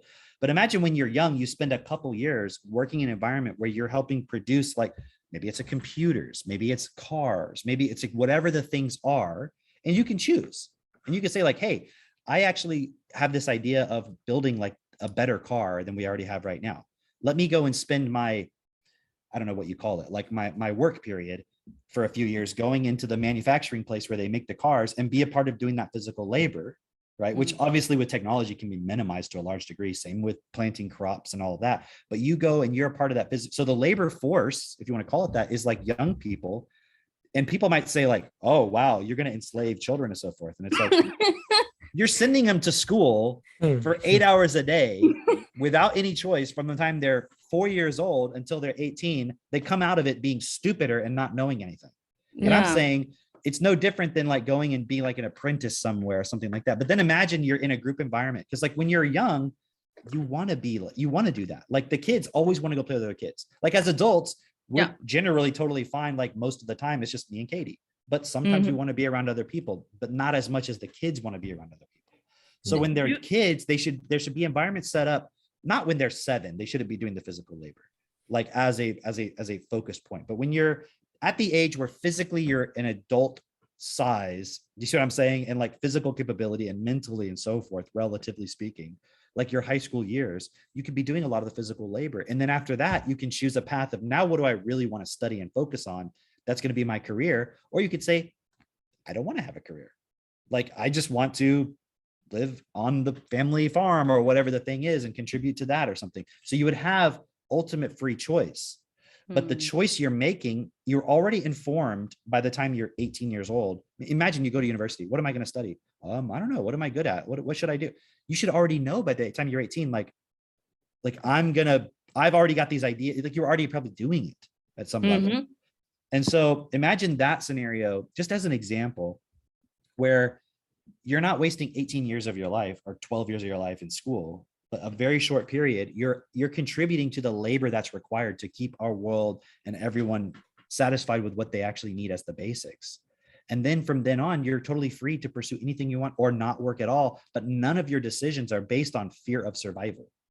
Absolutely. Do you see what I mean? None of it is based on because a lot of the points, like in Germany, for example, and you experience this living in a city in like a place like America or Canada or whatever, it's all competition. It's like, I can't be your friend. If I get too attached, I probably have to stab you in the back tomorrow at work. Like, I can't really get too close to you. And it's like, it's not even a thought. It's just an automatic point. It's automatic. And that point, I even thought about, there's parents who really want to, for example, homeschool, but their first phase, my kids, I want them to play with other kids. And that's actually true. Of course, if you start homeschool, but we actually don't talk about that. We talk about educating your children at home. Let's just say, when you have that community, you will not worry about where are my children gonna find their peers. But because we have this system of, let's just say, in this building, people are living here and they don't talk to each other and so on and so forth. It creates an environment where the mom or the parent, they want to send their children to school just to have just so that their children can have peers. And it's because of the way we have made everybody isolate themselves, even if we are together. And so also, with the homeschooling, it's still a point where you don't see everyone else doing it. So if I educate my kid at home, everyone else is going to be in school. So it's only a problem because everybody's participating in it. And if more people didn't participate. So like with our kids, we have a family that lives, like 5 minutes, right, Drake? We don't literally have to drive there, but it's obviously more convenient to just drive. Yeah. Right. Rather than walk there. But we could theoretically walk there if we wanted to. It's not so far away. And they have a kid who's right in the middle of our kid's age. They have techno tutor. The parents are entrepreneurs, right? They have a lot of land. And any day of the week, if we want, they can come over, or we can go over there, or we can go for an hour and hang out, or they can come over. Like, so we don't worry about how our kids are going to play with other kids. They don't need to be like all. And also, like, let's be honest, when you're in school, how much of that are you spending playing with the other kids? You're not allowed to. Right. They're like, oh, how are you going to socialize your children? It's like, when I went to school, they were like, you're not here to socialize. That's exactly what they told me. It's like, When what the people hell? say that, I always tell them about that child that they always know that was at the class, and he didn't speak to anyone. So I'm like, what about that child? And sometimes in a class of, I don't know, back home we have a class of 100 people. Yeah, sometimes maybe half of the class doesn't speak to anyone. So not just because one person is actually doing all the job, because there always that one person. I think it was Cameron in his class who talked for everybody. You speak and everybody think everybody. I know it seems like that now, but I was not. I was the kid who was just arguing with the teacher the whole time.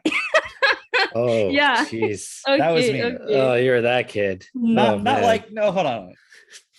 Not in algebra, but like in theology class. Uh-huh. Right? Okay. You know? And they're Okay. like, you can't wear condoms because they're not natural. That's what they said, right? Yeah. I went to a Catholic school, right? And I'm like, so if someone's dying and like they can't eat, like you can't give them a feeding tube, that's not natural. And they were like, well, no. And then I'm like, That's why the teacher hates you. no, I hates was not the people. favorite teacher of any or kid. Yeah, Of anyone. absolutely. Nice. I was not the popular kid, that's for sure. I wasn't Yeah, the popular kid, but the teachers liked me. They definitely liked me. what did you do? You know how to play the game. I would But just you grew up with yeah. a single mom essentially, right? Yeah. Like I Mm, did. So you kind of knew how to, like, especially if it's a female, how to play the game with Oh, for sure, for sure. So, we'd just be talking after class and they'd be like, "Oh, you're such a sweet boy." And I'm like, you're like, thank you. "Thanks." And then I'd show So, up late to the next class and then do the same thing over there.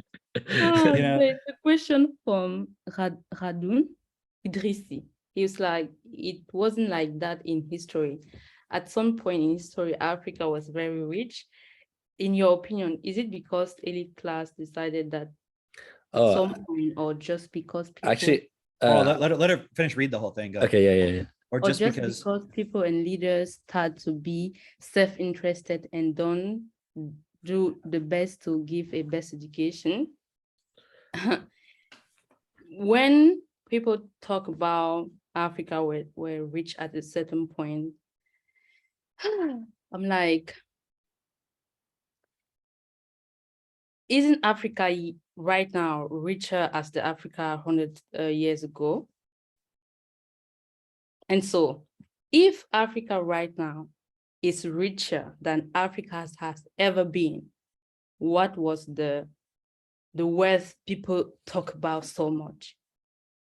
gold or something. I don't know. What are they talking about? See, and like we say, we give value to things. And so because we have so much gold in Africa, that's why Africa was the richest country. And if you have that gold and your people are starving, what's the point? Also, I think they think about like Egypt Yeah, see, as that's if why that's Africa. I mean, I know it's in Africa, but it's exactly. like That's why I always say to not really. people, you are like, oh, people we were rich and we were queens and queens. I'm like, first of all, you can always have one queen and one king. So when you No, Sandra, everybody in Africa was a king. Every single person was a king and a queen. Like, it's just yeah, they had a so whole other thing going on. It was what's it, Wakanda, exactly. right? That's why I always say to people, stop saying we were kings and queens. There were one queen and That's not one something king. to aspire to. Like, that's not a good thing. Yes. When they talk about that, I'm like, okay, let's just, and they actually understand not every African was king and queens. And I'm like, okay, look at, let's just say in every country or every village, there was a kings and queens. That means they were slaves. And he's like, no, No. he was Black people can't enslave other Black people. That's yeah, not how it that's works. Like, but, no, that's not what I learned in slave school. But some say, oh, no, that king had his people in heart and he did things, because in the movies you have two type of kings, the kings that who go and die for his people and the king who just like, you are my slaves and go. So people are like, back in the day in Africa, the kings were those who in the time of war, they go in the front. I'm like, okay. And like I said, when you just compare, and you know that we are in a place where we have, in the global scale, we are richer than people, even the poorest person on earth right now is richer than the one who, I don't know. So when you look at the continent that, let's just say the road are not paved, for example, let's take that for example. And back in the day, why didn't they do that if they were so rich? And people can start going into, oh, it's about technology. It's not about that, because you can, back in the day, they used to do it with rocks and type of Yeah, look at things. ancient Rome, Greece. Exactly. I'm like, go everywhere. I'm not saying something that, oh, look how they did it back in the day. So I'm like, we should start thinking about it. I'm not saying we were, I don't know. So I'm just looking at the result we have today. And when I go around my country, I'm not seeing a place where I'm like, wow, look at what they did. I don't see anything like that. So another thing too is history is so manipulated. Exactly. So that you'll be like, oh no, it's just the next evolution of things. Another thing too is that person who asked the question, Radouane, I hope I'm saying your name right. Like, I don't know if they have or not, but I know each of you have, like, go and study EQUAF. Go and study the history of mankind in Destiny, or the history of Destiny. You can find it on YouTube. Like, you don't realize also that it's like, you're thinking that it's just humans making choices and doing things, but it's actually a program that unfolds over time, right? Right. And a lot of the history that you learn is not real history. It's just the story that you're being told in books by people who didn't actually do any real research. They just took other books and they put their own version on it. And it's not real actual history. It's someone telling a story to make you think things were a certain way. What did people think what did the people think Africa was like in the 1800s? What do people think it was like in the 1700s? Like, you just learned it today, a story that was told to you today, or like in the past 20 years, that could be completely artificial. Like, people 100 years ago may have, like, you don't know, because no one's around from then to be like, that's not how it was. Right? It's interesting because, like, what I started to say was that Sandra had already addressed this actually when she was saying about this point of like white people and black people. It's like this point of inferiority is superiority. It's the same thing. It's like this cycle that happens of like, basically, if we look at what's going on today, everyone is taught that white people were superior, they were the masters, and then, black people were the slaves and they were inferior and all this. But then if you look at it today, everyone's like, I don't want to be around white people. It's the same kind of mentality, same mindset of what we're told that white people had at that time. Was just like, I don't want to be around black people. It's like, oh my gosh, and so it's like, it's the same cycle that's happening, and it's unfolding over and over and over again. Exactly. But so, also to that point of just like, okay, what's actually happening here on planet Earth is a program that is unfolding. It is basically based in polarity and in spite, right? Just like if you're participating in inferiority, it's like, well, what do you actually want? You want to be the one who's superior, right? And so like you're constantly just like, it's going to keep revolving. There's going to be revolutions over and over again. And so the revolution is just, now I'm in power. Okay, now I'm in power. Now I'm in power. But nothing actually gets solved, Yeah. And so thinking about that, I once asked myself that, okay, let's just say we were so rich and when we were kings and queens. What happened when, let's just say you are home and that white guy come, and if you are actually rich and you are everything you are saying, why is that you didn't fought back? And there's always this story, oh, white people, they came home and they stole our technology, knowledge, and so on and so forth. I always ask, okay. They waited till they fell asleep and then they went and stole it. And so I'm always like, okay, when they came, would you agree that they came with a boat? People are like, yes. I'm like, okay, how did they create that boat? Did they come in the store your knowledge and then go back home and create that boat and then came back? I'm like, that means they knew something, first of all. And so when they came and they attack you guys, why didn't you guys win? When you look at simple common sense, that means you lose. And why did you lose? Because they were better than you. They were stronger. I don't know how you can look at that. And that's when Black people start being like emotional and spiteful. I'm like, I just want us to really think about this. When you say people came and they enslave you, how can someone enslave you when you are better than them? Because Black people say we were so rich and we had knowledge. I'm like, how can someone beat you when you are stronger than them? That means you are weaker. That's the first thing. And so, and people start saying, oh, it's because they had gone. We were strong and everything, but they had gone, and that's why from far away someone can shoot you with their guns.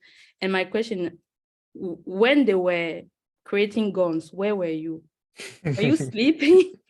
It's like, let's just, and then the response is, oh, it's because the white people is so evil that they use things, they take their time to create those things that can harm people. I'm like, let's just, for a second, if our ancestor in their head, they knew how to create a gun, but they didn't because they were like, we want to be a good person, then look around. Their weakness, because that's being weak. You as a father, you're gonna create that gun, but it's like a knife. How are you using it? It's not like the moment you have the gun, you start shooting people.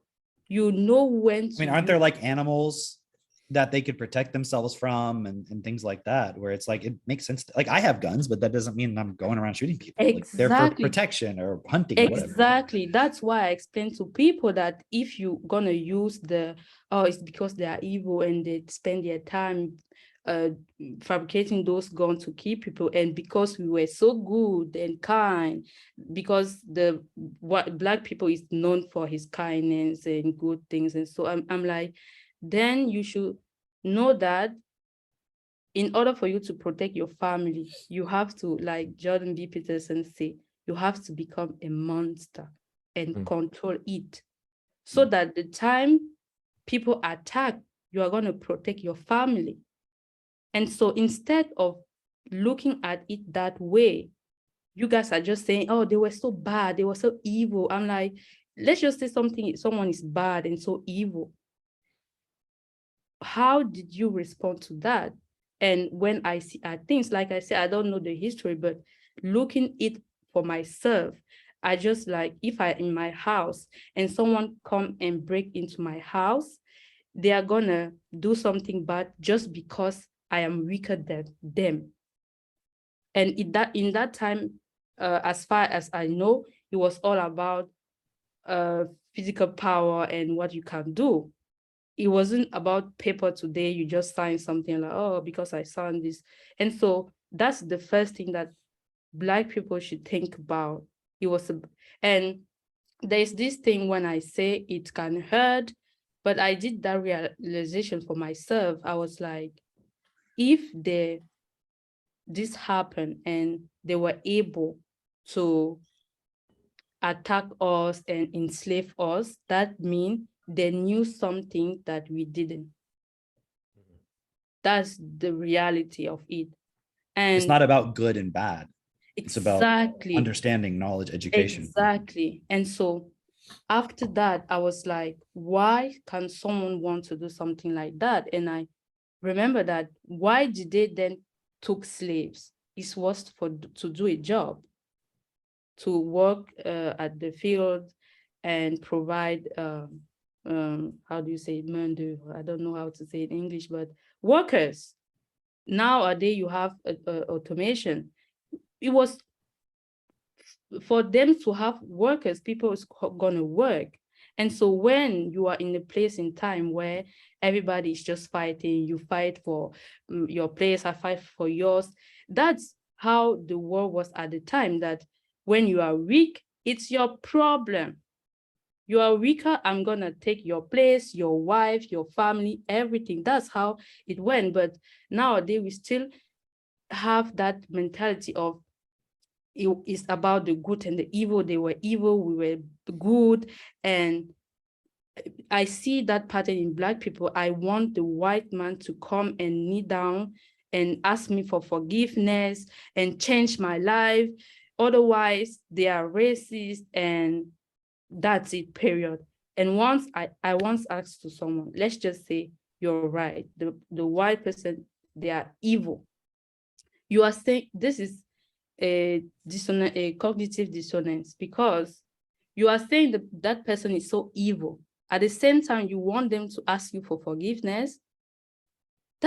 It's not possible. Like So if they're I'm like, evil, they're never gonna fucking. They're just evil. So Right. you're fucked basically. Yeah. exactly. And I'm like, let's just say they were actually evil. I asked that this, but I'm like, in the state where Africa it is right now, if the president of France wake up Oh, those no. people. Sorry, you said if the president of France wakes up, it froze. Yeah. If the president of France wakes up one day and he's like, you know what, I want you to kill those people, all of them, he's gonna do it.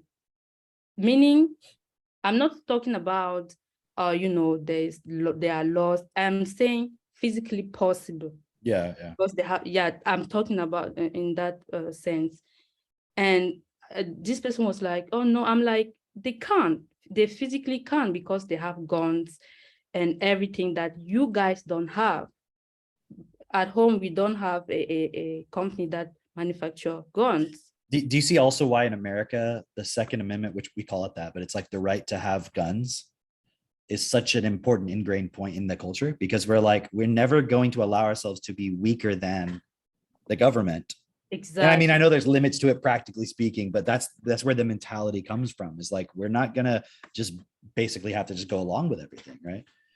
Exactly. And so I'm like, if you actually think the white paper is intrinsically evil, then you guys shouldn't be living. It's actually. Oh, that's a good point. Like, why would you live there? Because they could just physically just be like, okay, kill them all. I mean, they could do that. So why, if you actually think they're evil and you wouldn't put it past them, why the hell would you surround yourself with those people? Because you're putting yourself in danger. That's, and they are like, okay.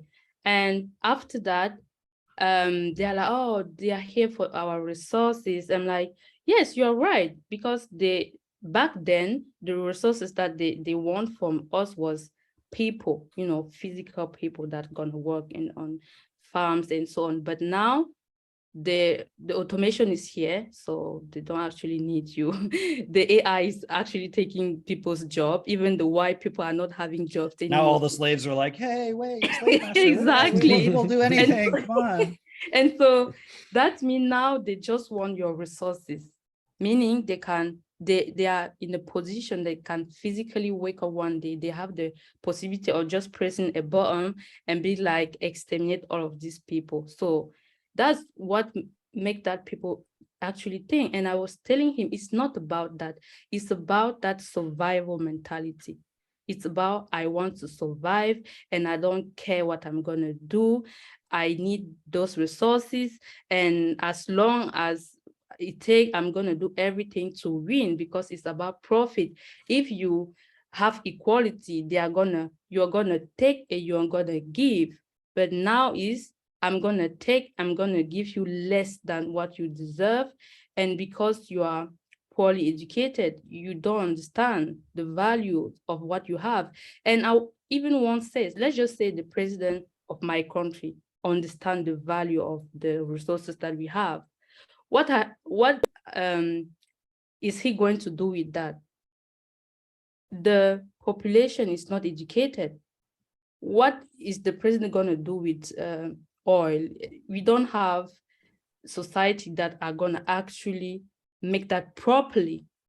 We don't.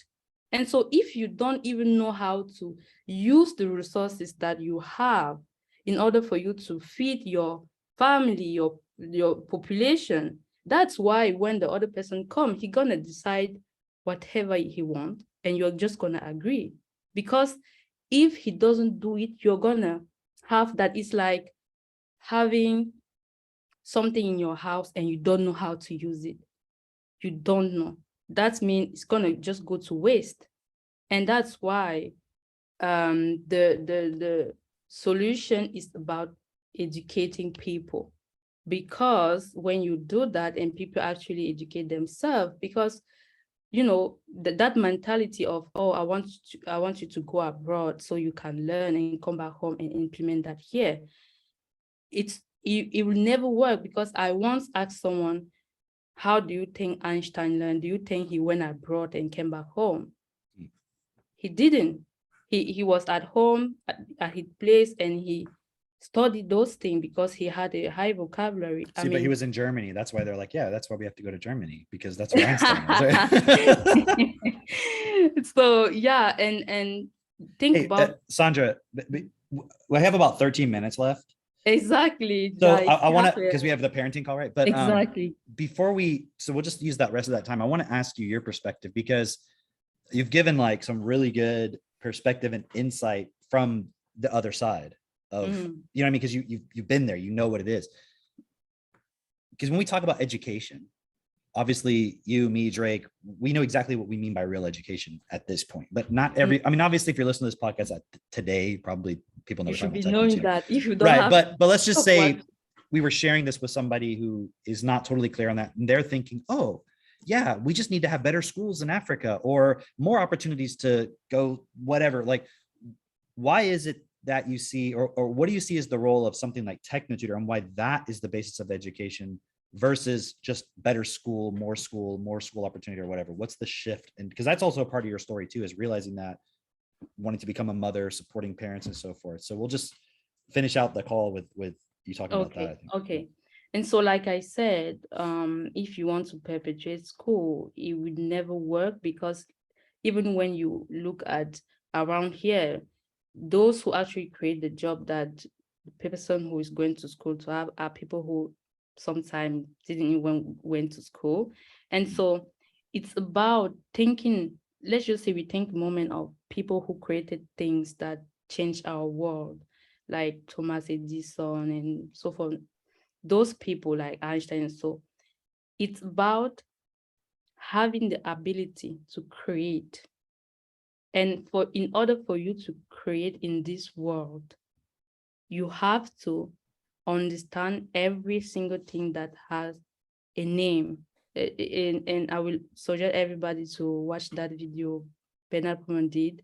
It's education, equal money, and the science of Science and language and equal money system. exactly that Drake, video. let's put it in the chat. Yeah, he Good. explained it so better than me. I had to listen to that video 100 times. I'm still listening. And for those who maybe didn't notice, I learned English with TechnoTutor 1 year ago. So What was your English like before? I mean, I know, but for everybody else. I was like, my name is Sandra. How are you? Good, fine. Cheese. And how long were you in Germany and also trying to learn English as well? Oh, my whole life, because back home, it's a bilingual country, but it's divided. And so I'm from the French part, and I learn English once a while at school, 1 hour a week at school, and I didn't know. And then when I came here, I took 3 courses, 2 different courses.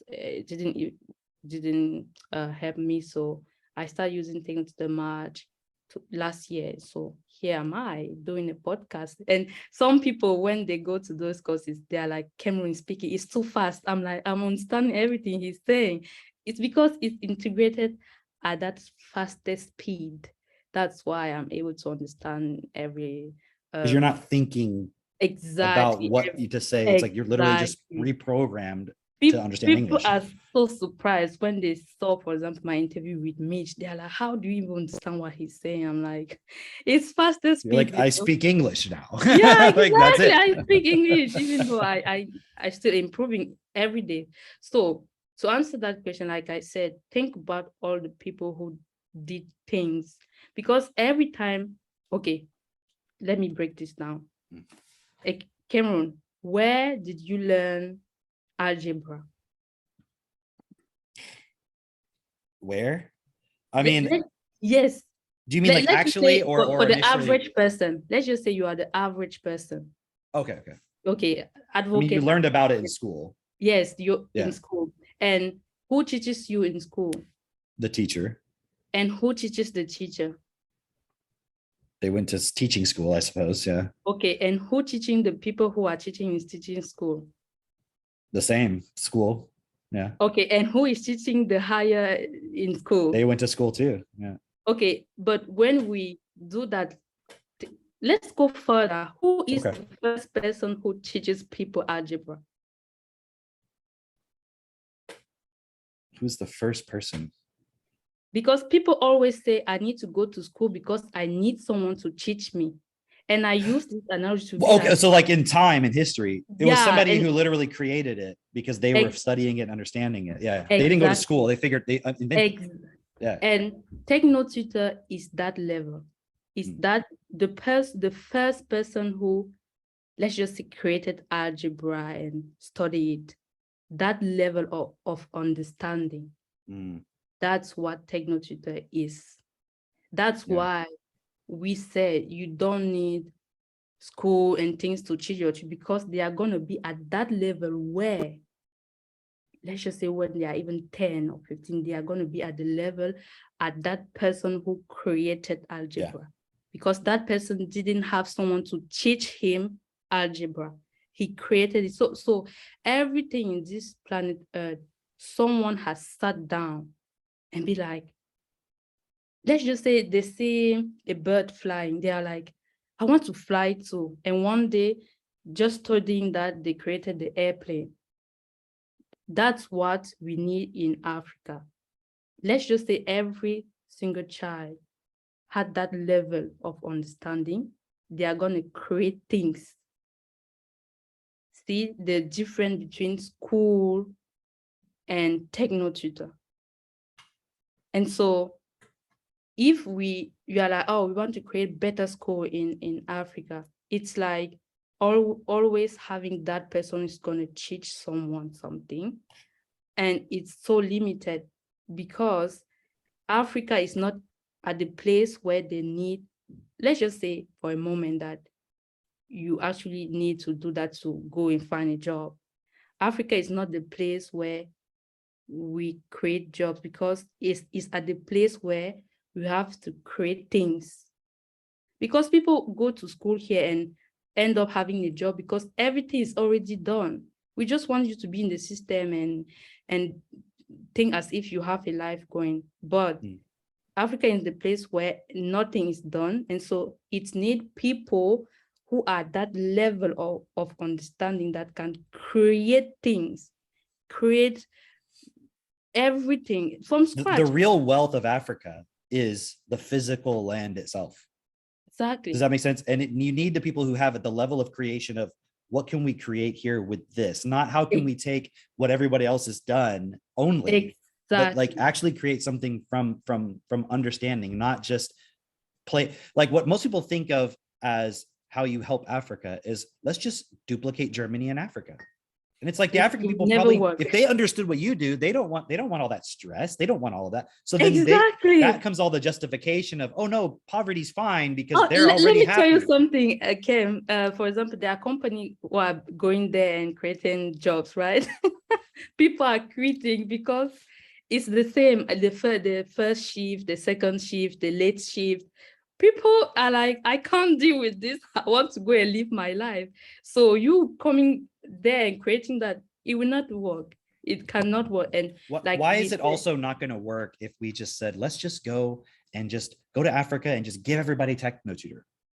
Oh, why is that not practical from your perspective? People are not going to use it because it's not a magical tool that when you just touch it, your life change. I need to say that sometimes people are crazy because we are programmed with laziness, right? We just want there has to be a magic thing because I don't know what the fuck to do. It's not a magic. It's something that you need to actually use and understand the vision. Because when I talk to people about how Katie took her time for 3 months doing the alphabet, you need to have the vision when you are teaching a child who is not giving you back the information. You know, you have to have that level of vision to be like, oh, I'm doing this, I know it's working, and I'm gonna reap the result. And you guys are seeing it today. Saying, like, for example, Seneca is reading now, but she didn't wake up one day and start reading. It's because of the things that you guys did. So we can't just go and be like, oh, everybody just have this, because we need people who are saying that things need to be changed. And the way you guys are going to the internet and shouting everywhere and using actually Mark Zuckerberg platform to tell people that you are oppressed by Mark Zuckerberg. It's like you're saying, if you think they're so evil, why the fuck would they listen? Exactly. That's why protesting doesn't work. Another point, just to close everything out. I really appreciate you coming on because, man, I just like your personality. Like you're always Okay. like super fun and like just the way you talk and everything. So I knew it'd be fun to have you on, but I had no idea we would get into all this. It was good. Like Katie's texting us saying this is like the best episode ever. Yeah. And I agree, like hands down. That point you said about that artificial unhappiness that people in the first world have, they're using that as an excuse to continue participating in that and then saying we should just give technotutor to the poor people. But they have the real unhappiness, they can't, like if they don't even have time to think about the fucking chicken they're trying to take care of to eat tonight, how the hell? And then what the person who's unhappy in the first world doesn't realize is the reason they're unhappy is because they have no actual purpose.